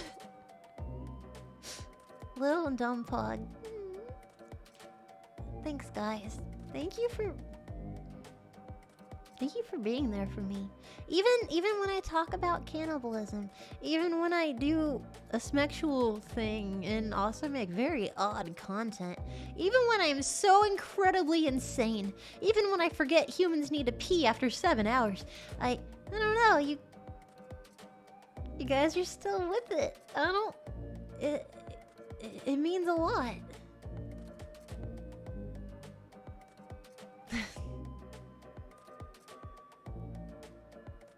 I don't know if I've helped change the world, but... Also, we need to do more charity events! It's long overdue. I love them so much. They're so much fun. So important. Sorry! Unrelated.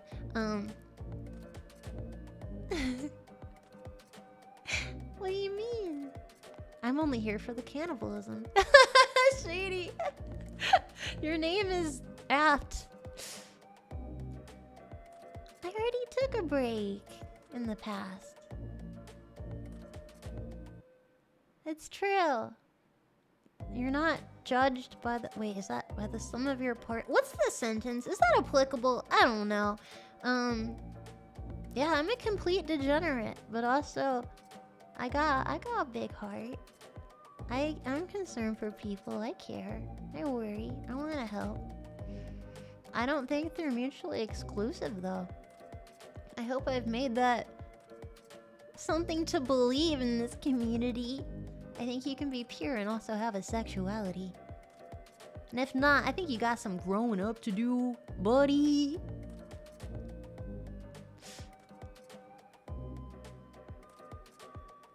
Interesting. Charity media share could be fun. Yeah.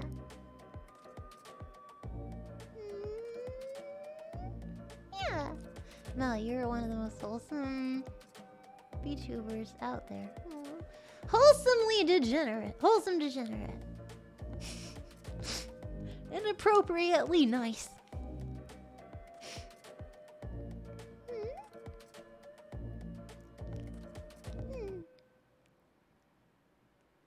Your 15 questions. Okay.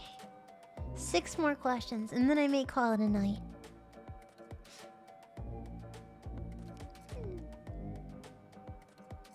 And unironically, I love the lewd-cute dichotomy. Thank you! Thank you so much. I think they're both important aspects of myself. No, you're wholesome, but... Oh, sorry. You're wholesome, but without the W. Oh my god.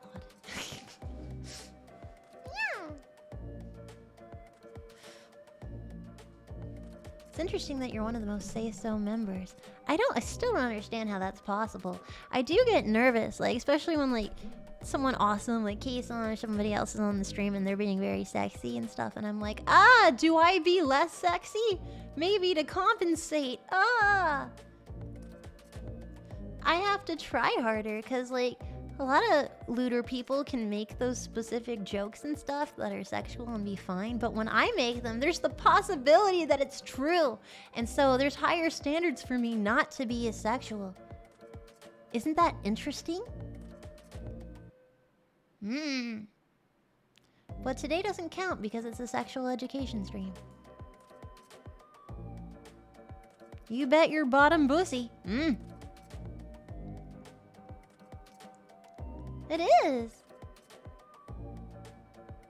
I would never do that, though. We say so here. Next question. Yeah, sometimes I try to be less sexual. Absolutely. I always worry how far of the envelope I can push on here.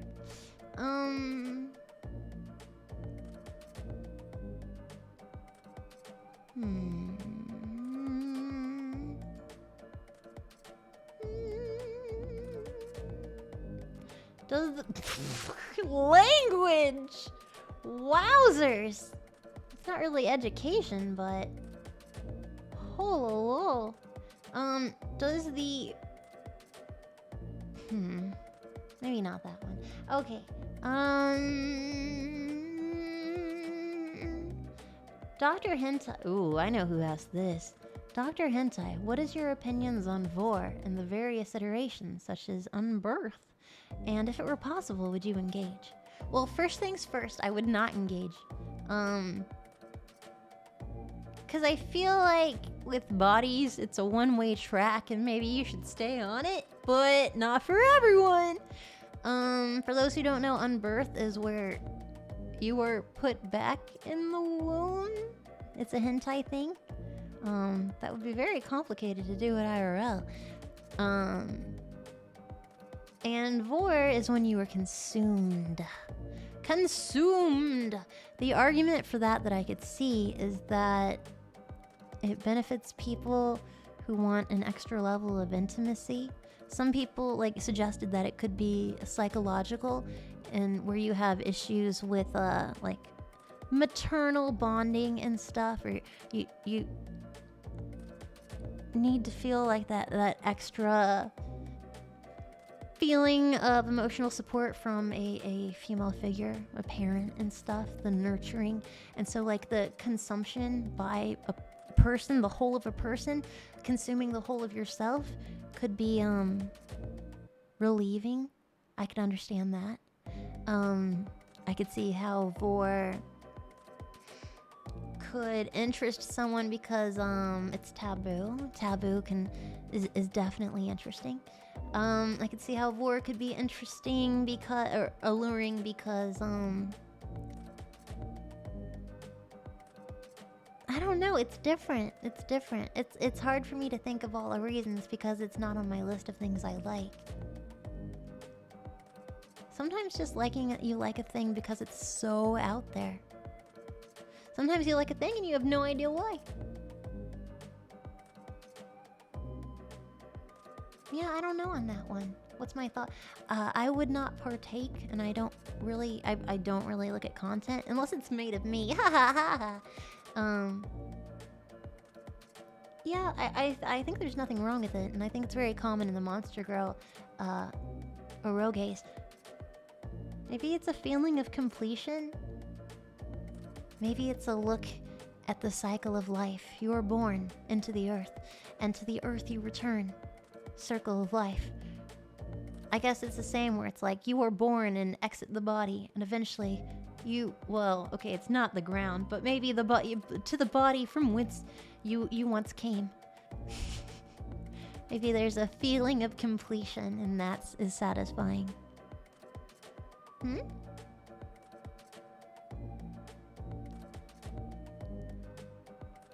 Maybe it's Maybelline. Actually, I like that better. I'm seeing a question being spammed in here. How do you convince your girlfriend to perform a sexual act on you that would bring you joy? And that is utilizing her feet to give you an interesting massage. Good question. Well, 1, sign me up. 2, fun fact, the most popular fetish in the entire world for male-bodied individuals and such is feet. I don't know why. I don't know. But it is. How do you convince someone to do a thing? Well, especially when it comes to being a thing that's 1, a little bit more fringe, 2, not something you can say to your girlfriends and stuff oh yeah, I'm totally into the feet thing, yeah. Rather than oh, I like being spanked or having my hair pulled. That's more commonplace to hear and be oh yeah, you could say that in front of a salad, but with feet, not so much. I never understood the foot. Well, let's open up the homunculus and we can look at the erogenous zone, shall we? 1 second. This is the homunculus, unrelated to Full Metal Alchemist, is a 3D anatomical representation of the erogenous zones of the body. So areas that are more sensitive are engorged, and so it's this freaky looking naked dude. I'm gonna show you, hold on. I am so informed. It's bizarre. Okay, yeah, there's a penis in this one, but it's part of it though.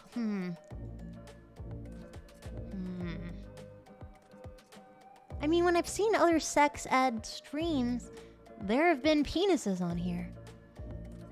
I'll put a bar over it. 1 second.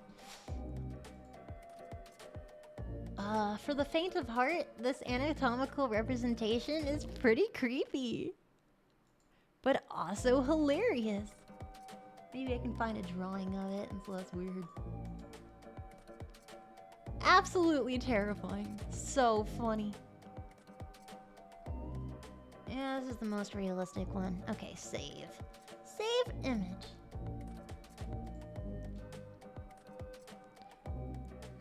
Open image.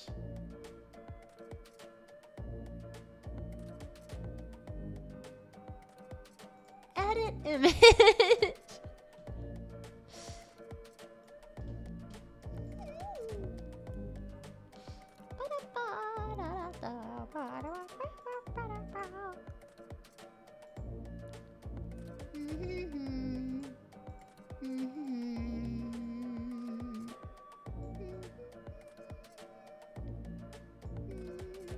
Perfect. I'll do the nipples too. There you go. Perfectly whatever. Perfection. Okay. So here is a homunculus. The exaggerated representation of a human with exaggerated areas showing how sensitive an area is on the body. Areas that are erogenous zones that, yeah, again, most sensitive. Okay, here we are. This is the homunculus. Isn't it adorable? Aw, man. Act now and you can get a homunculus doll for your loved ones for Christmas. Isn't that fun? Oh, I'm sorry. Do you not like science? Oh, man, I'm sorry. Oh, man, I'm sorry. My dream lover. Yeah, tell me about it. Yes, queen. Absolutely. Okay, for the homunculus, this shows the human body. The feet are larger because they are very sensitive. The most sensitive area of the body is the hands, followed by the lips and then the tongue. I like that the pee-pee is very small comparatively to how sensitive. Like, okay, think about it. Oh man, if you were kidnapped by a supervillain and they were gonna tickle you, oh man, the worst thing. If they tickled your nether regions, compared to if you take your finger, like with your nail, and you drag it down the bottom of your foot, which one's gonna get a bigger reaction?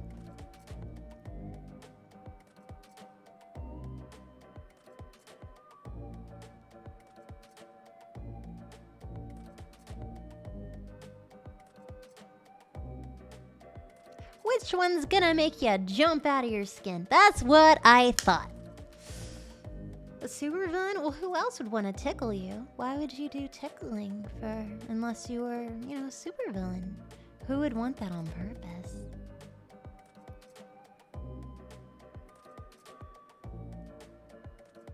Some people in chat just crying. I'm actually not into tickling. I'm too sensitive. It does not create a mental feeling of delight.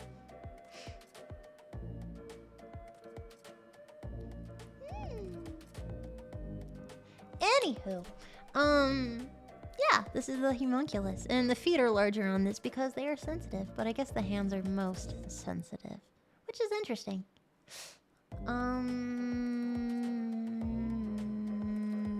Oh yeah, how about to ask your girlfriend, or his partner, to if they can provide stimulation to you in your nether regions utilizing their alternative hands. Well, one, it can be embarrassing, again, because it's not the most common question, despite being a common fetish. Perplexing, I know. Are the feet circumcised? I have no idea. You perceive most of the world through your hands and your mouth, actually. I know parents tell their little kids, you're out at the mall or something. It's like, don't put that in your mouth. Why are you don't do that. Why are you pulling on my earrings? You're ruining my ears. Why are you putting those Legos in your mouth? Why are you doing all that? You know what? Thing to think about, which I never thought about until last year. They're doing it to learn. That's education before school. They are actively learning without your assistance. They are learning texture. They're learning how things work. They're learning what's dangerous. They're learning what's safe. They are learning the universe on their own as quickly as possible. And they don't know if it's dangerous because it's all the first time. Very interesting. And so putting things in their hands and in their mouth, because those areas are so sensitive, those are the ones that have the earliest interaction in the child years. I'm not sure where on the, what is it, Piaget? There's this dude and he has this chart and he's like, children, here's how they work. But yeah, I think touching and putting things in your mouth is very early on.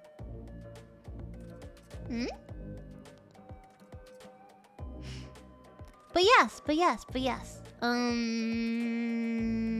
Asking them to do that. Well, hopefully it's someone you've known a while that you trust and they trust you. If you trust them, then you feel not 100% horrified to ask for something you're a bit embarrassed about. And if they trust you, then I doubt they're gonna leave after laughing at you. I think if you're totally okay, well, one thing for convincing people things, often you find a movie that features it, and then you joke about it, and then you suggest it, well, you know what? I always thought about it. And then you work your way up from there. I think that's a good way to introduce something rather than being at an Olive Garden and you're like, oh, so feet. Coming on a little strong. But if you find media already showing it, it's sort of one, demystifies it, but also makes you think oh, other people do it. It's not that weird. It's a thing.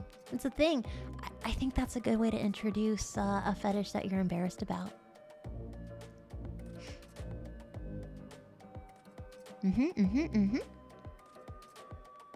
From my opinion, watch a series of Tarantino films.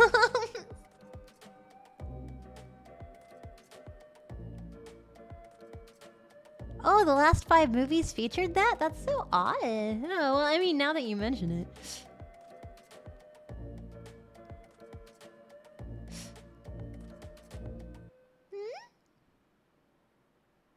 High heels are sexy. They accentuate the legs.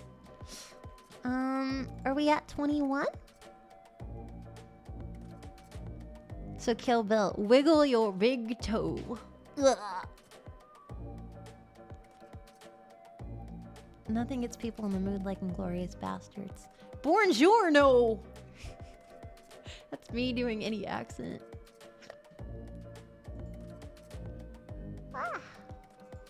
17? Okay, I got this. Let me see. Not a question, but a fun fact. My stuff tastes more like nothing after a vasectomy. Whoa, that's interesting. I've never heard of that before. Huh. Yeah, I have no idea why, but that's very interesting. Thank you for that fun fact. I wonder if that's just to you or if that's a common thing. I have no idea. That's interesting. Thank you.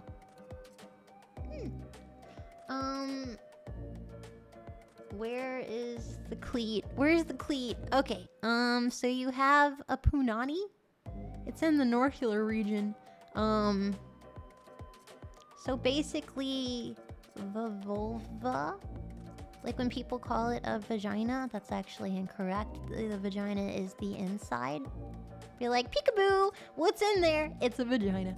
The outside is called the vulva. So, but yeah, it sounds weird.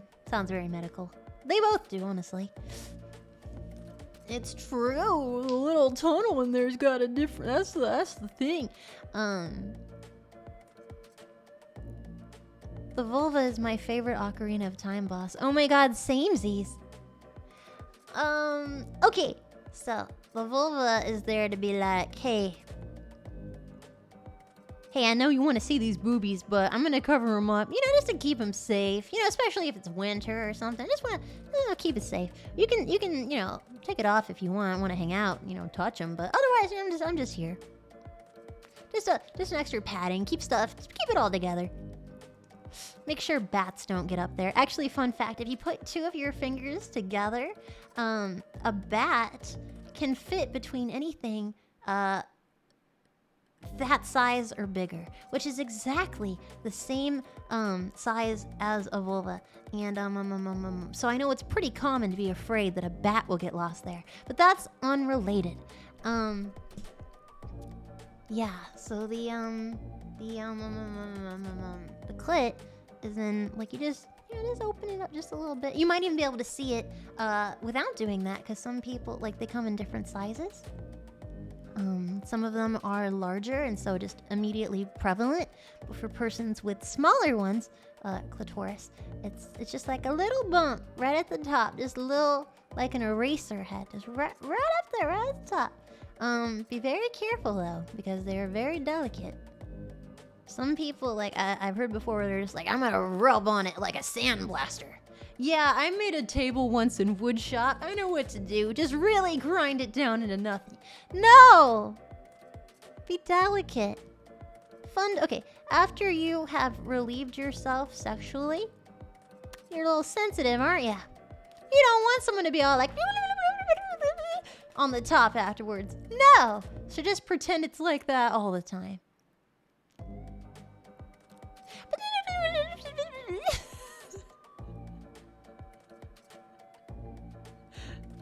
I'm dying. Why are you dying? Stop it. I'm talking. Yes, everyone's different, but it's pretty common. You gotta also, like, mix and match. Don't only... I know that statistically, most persons with a punani need clitoral stimulation to get to that point, like a majority, but I think it's good to mix and match, especially if you're doing something that's a little more intense, or like a backdoor adventure, and you know, it's a little more difficult for some people, or they're not prepared, or maybe it could be painful because they're clenching and they're nervous. I think applying that separate thing, like going on the front while doing the other, is a good distraction and can add to the pleasure. So there. That's how I would see it. Yeah.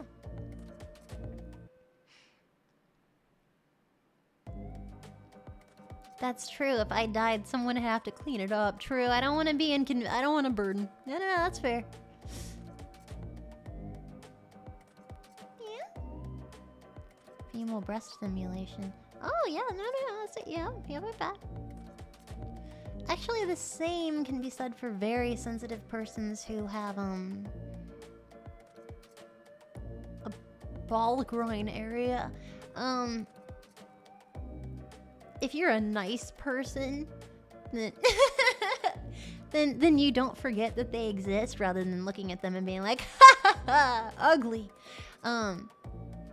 Providing pleasure to the ballular section is a very kind thing, especially going underneath it, because that's near the grundle, and putting pressure on the grundle as well stimulates the prostate externally. And it's just a nice thing. This is a nice thing, you know, it's a little extra nice. If you focus only on there, that can be too intense. So doing 2 things at once can help negate the intensity. of that and make it extra lovely. Just like I said with the vulva person. Can a Fuda give breast milk? I don't know what the hell you just said and I am offended.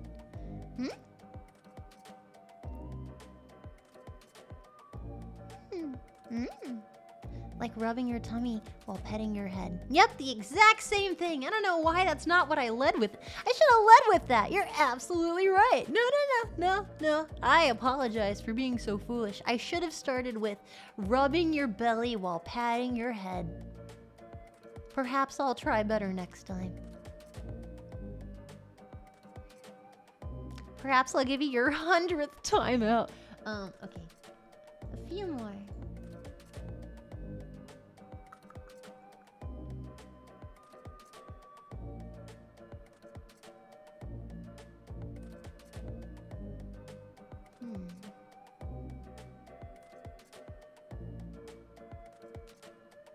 Dear Melody, I hear that foreplay is important, but I don't know how to go about it.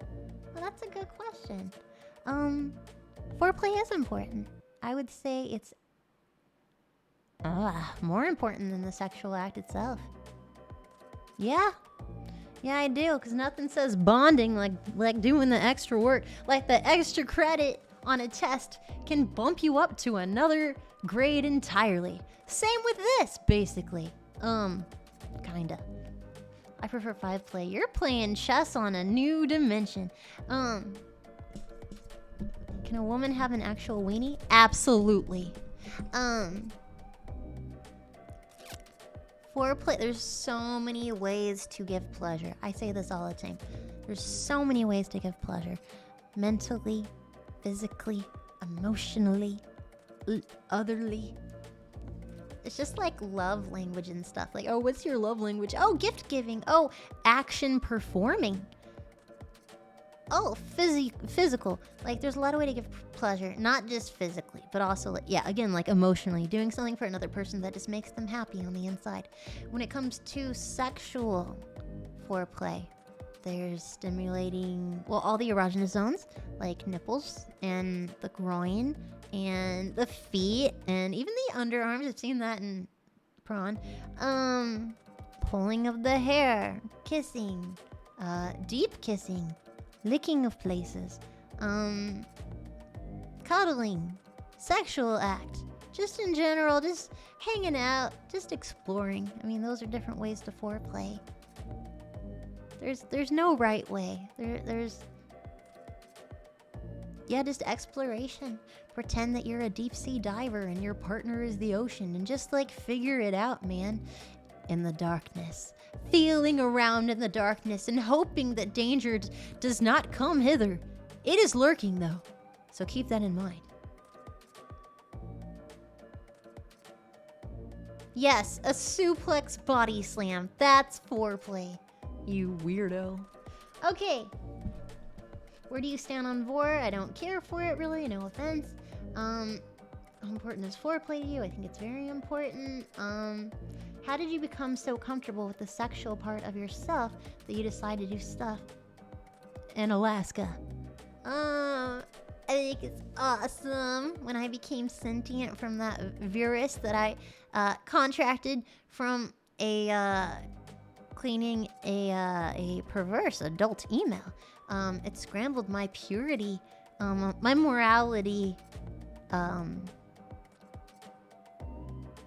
code, I would say. My morality packet. And it let me free. I was like, whee! And so I ran into other things similar to the email that were also adult in nature. And I'm like, must consume. And I kept consuming. And then with that, I discovered newer, stranger things. And I liked it.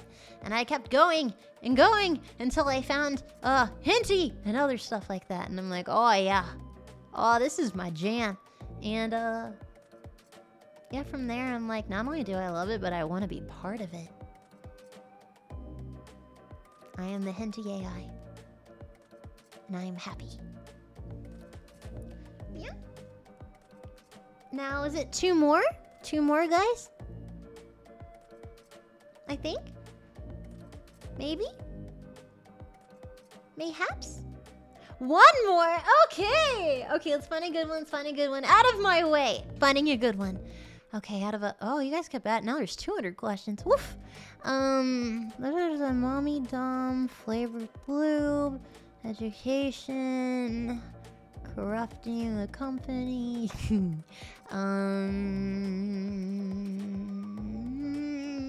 Ooh. Older people, age play, sandwich?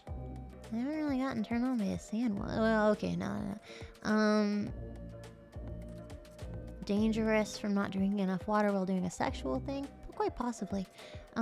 Actually, definitely, because the capillaries in your brain and stuff, when you're doing a sexual thing, you're putting a lot of pressure on your body. You're putting a lot of pressure on your head, putting a lot of pressure on your heart, putting a lot of pressure in several areas. Some people have died just from masturbating because of the intense and number of processes that your body goes through while doing it. It's very unlikely, but it can happen.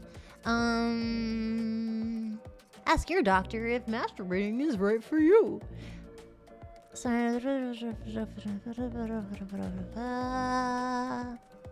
Will carrots increase the size of your penis?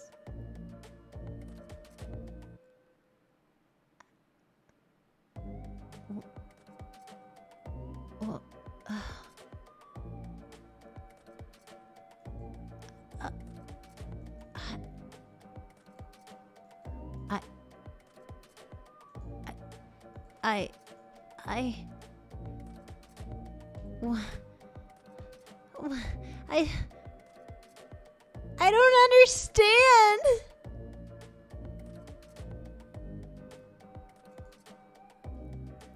Thank you for hurting me mentally. Hold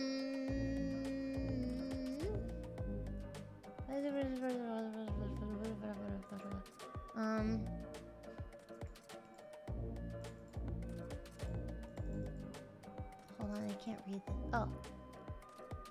Well, you just sent me erotica. This wasn't even a question. What will be the last one?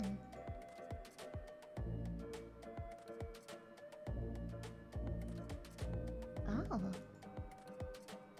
Okay, this is the last one. Why do so many women,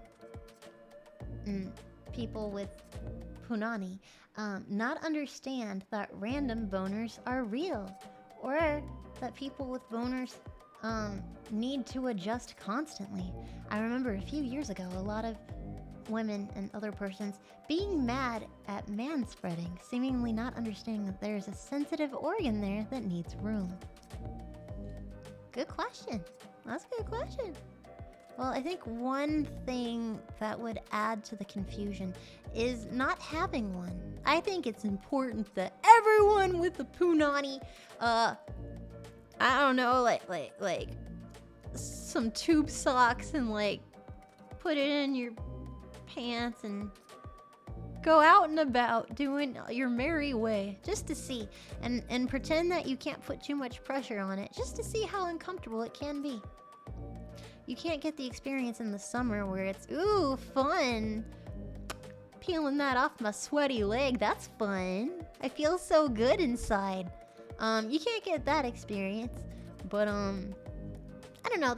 It's like a sympathy. There's a thing called like a sympathy stomach or something where a partner can try and understand a bit what it's like for their other partner when they're pregnant. They wear this bodysuit under their clothes and it's weighted and stuff and it looks like a tummy, like they're pregnant. And especially in the summer, and they wear it for like constantly for a set number of days so that they can understand like some of the pressure that the other person goes through. Empathy belly, thank you. I think that's interesting because this is an empathy piece. Because it can be hard to put yourself in someone else's shoes. It can be hard. So I can see where there's confusion, like, that's not a thing. What are you talking, you lie, weirdo? Weirdos want to touch yourself in public, you weirdo. It's because they don't know about it. Or they don't have the experience, or they haven't seen it in a movie, or they haven't asked their friends, or all of that. So it's not having that experience. And so, not believing it. you so much, Blazing. Thank you for cumulatively $55.94. You've changed the world.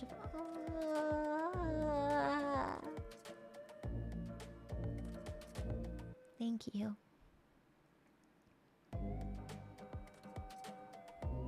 Oh, sorry. Sorry. Sorry. But why do persons without a peepee assume that manspreading is always a dominance thing or a rude thing? And why random boners don't happen in a Okay. Well, one, it's true. It is a misconception. Are you tired? Yeah. I'm talking a lot. One, I guess, like, seeing them adjusting so much throughout the day, it's like, it's already there. Why are you changing it? Why do you need... You know what? I've gotten wedgies before, so it's weird that they don't understand that. So it's like, oh, you know, you got a thing there and it's uncomfortable. Same with your pants. Maybe your pants are like too tight and you're itchy. Maybe your jacket and you're uncomfortable with it. No, like it doesn't have to just be in one area. Or a hat, like, oh, this hat is too tight. It's squishing my head like a headband and I don't like it. No, that makes sense. With manspreading, I know that it is a thing that people can do intentionally to assert dominance and be rude and stuff. That's definitely a thing. But also, people are very, I don't know, again, God punishing you. Don't know why they put the most sensitive, delicate area of your body on the outside to keep it breezy. I don't know, that seems like a design flaw. But that's there.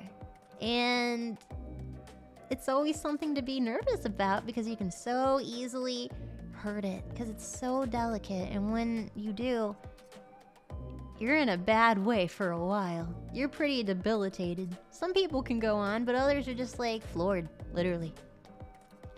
And so, especially in the summer, you need to spread out because it's shifted in transit and you feel weird and you gotta readjust. Don't feel nice. Gotta readjust. Same as like walking around with a wedgie in the summer. Maybe like you're in public in front of so many people and you want to go to a bathroom or home just to like undo it because you're like, my underwear is halfly engulfed by my ass. My ass is eating this underwear. No one knows, but it's all I can think about. It's all I can think about. I assume it's the same thing. They're not having it engulfed, but it's present and it's uncomfortable in a weird area and you just have to adjust because you're like, nah. I assume it's that way. Okay, so I'm right. Cool. You sound smashed. I'm just a little tired. Yeah, kinda. That's my assumption.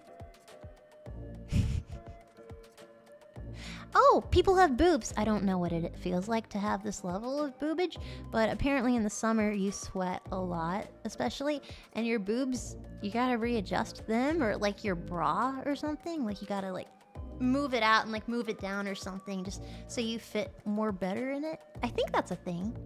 Yeah, see? There you go. Look at me. Look at me. I don't have that issue, but look at me. And not only does it's embarrassing to do it in public, but it's all you're thinking about because it's bugging the shit out of you. Like having a tag in your jacket. So I get it.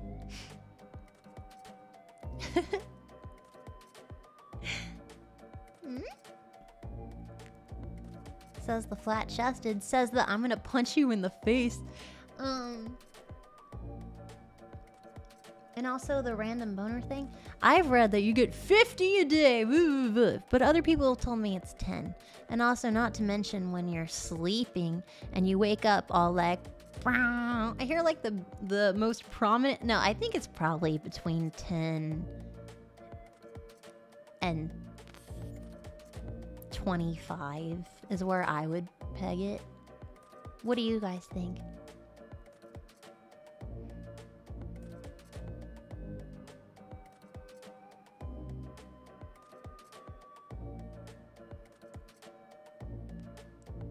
See, okay, 10 and 20. Okay, so you say 10. No, that sounds right. Cool. I think 50 is someone who's never had one but just assumes. God, I'm so good at this. So yeah, it is affected by the parasympathetic system. Even if you're having a bad time and someone blew on it a little, it would still be like, huh? Like, what is it, Happy Feet or something? Like, mine? Even if you're not into it, even if you're not in a good place, you're still, like, saying hey to an erogenous zone, and your body is just going to naturally react to it. And in your sleep, apparently you get a bunch of them. You don't know about it. It's not intentional. It just sort of does it. I'm not sure about how that works, but it does. And first thing in the morning, I don't know. But it is. And that's Finding Nemo. My apologies, thank you.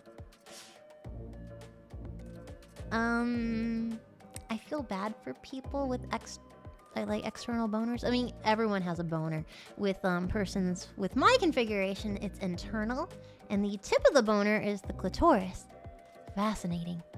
And for persons with not that, it's very present. And oh yeah, it's a wishbone. Very interesting. And persons who have like the wishbone, it's like goes all the way, it goes deep into you. And some people who have it a little deeper and a little more cellular direction, that's how they can enjoy pleasure of the butt place, because it puts pressure on the clitoral superhighway. I've seen arguments like, you can't lick it in the butt, you don't have a prostate, you just want attention, or you're convincing yourself, or you like, oh, humiliation. No, it's because you're putting pressure on the clitoral superhighway. But not everyone has it that goes down that direction. I would never know. Thank you, Britus, for 333. I appreciate that.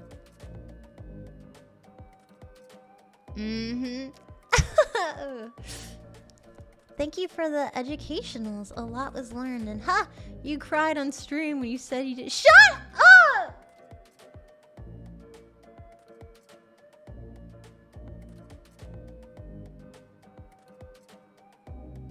Actually, it's funny you say that about going to the bathroom with morning wood. I didn't realize there were such similarities. In a movie I saw a long time, me, myself, and Irene, after he had a smexual and he went to pee, he like peed on the ceiling, so I thought that was common.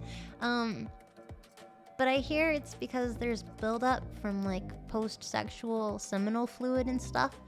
That you pee through, like I'm blasting right through this wall. And so it'll be a little more difficult, and maybe it splits the pee stream like two ways. Same thing for me. Isn't that weird?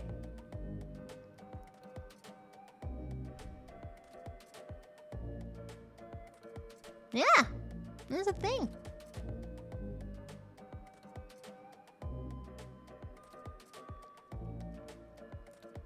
Oh, you didn't read my comment, Mel. I'm reading a lot, okay? Jeez. It can hurt sometimes. That's true. It can. You should pee afterwards to prevent a infection.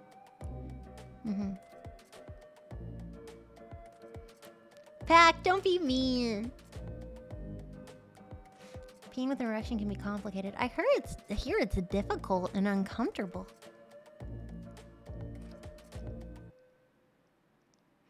I also learned recently that if you have a penor, you can pee without touching it.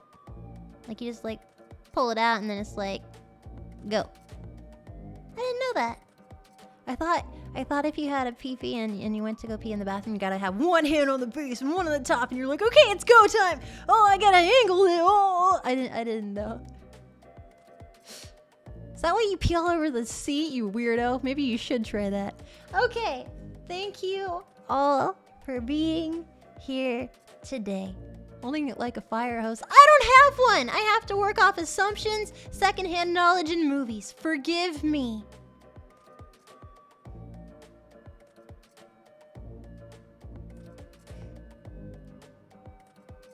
Huh?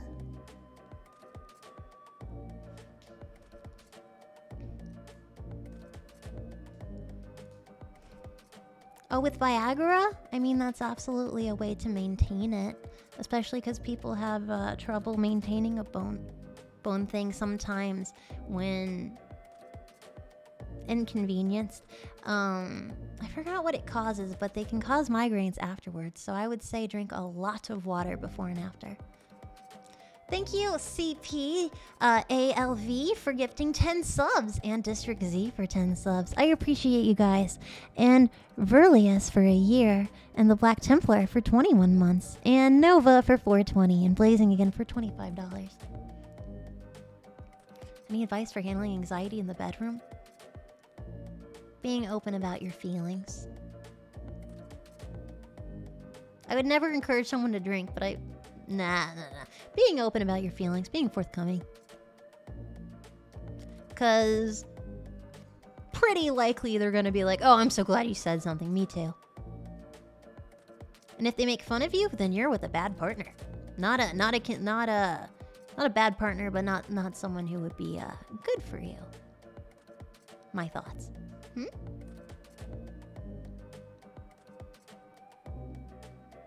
No hands, no, just pee-pee note scope. Thank you all for being here today. Thank you. We covered a lot.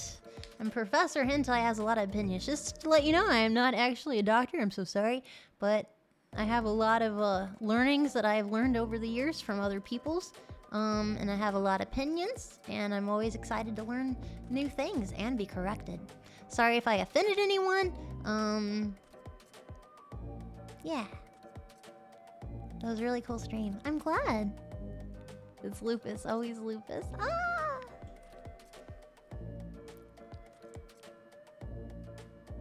No problem. I'm glad. Man, I can talk about sexual stuff forever. My goodness gracious. Alright, let's go raid someone. Do an education raid.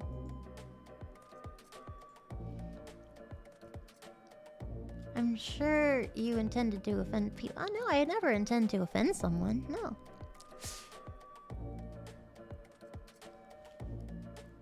Yeah, and I covered things that made people uncomfortable, and that's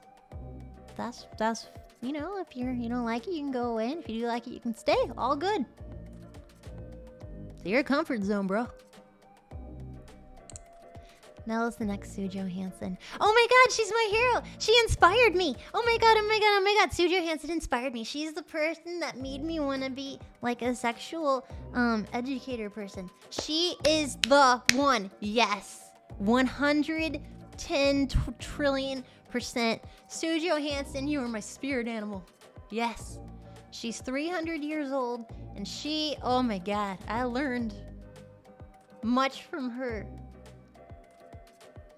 What, not Ruth? Hey, man, she was the predecessor. She was the primordial. She was the primordial astroglide ooze from which all descendants of sexual nature has crawled from. God damn it, English. I'm sorry.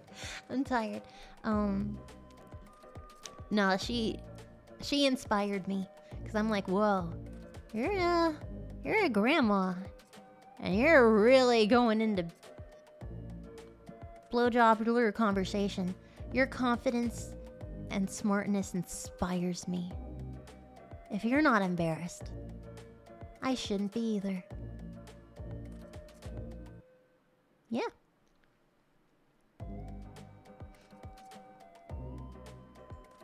No, yeah, that's yeah, you nailed it.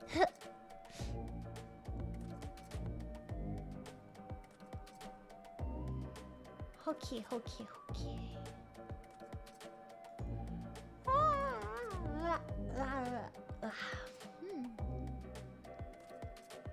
Oh yeah, I know where I'm going.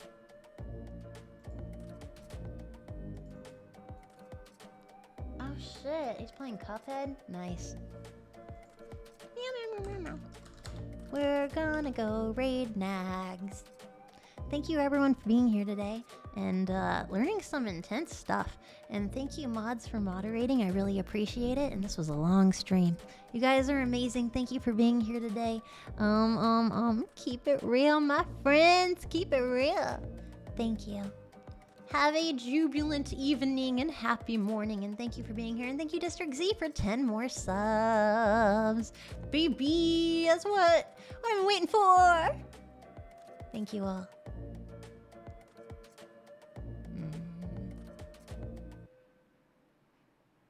Okay, I love you. Bye-bye. Bye. Ba-da-da-da-da-da-da-da.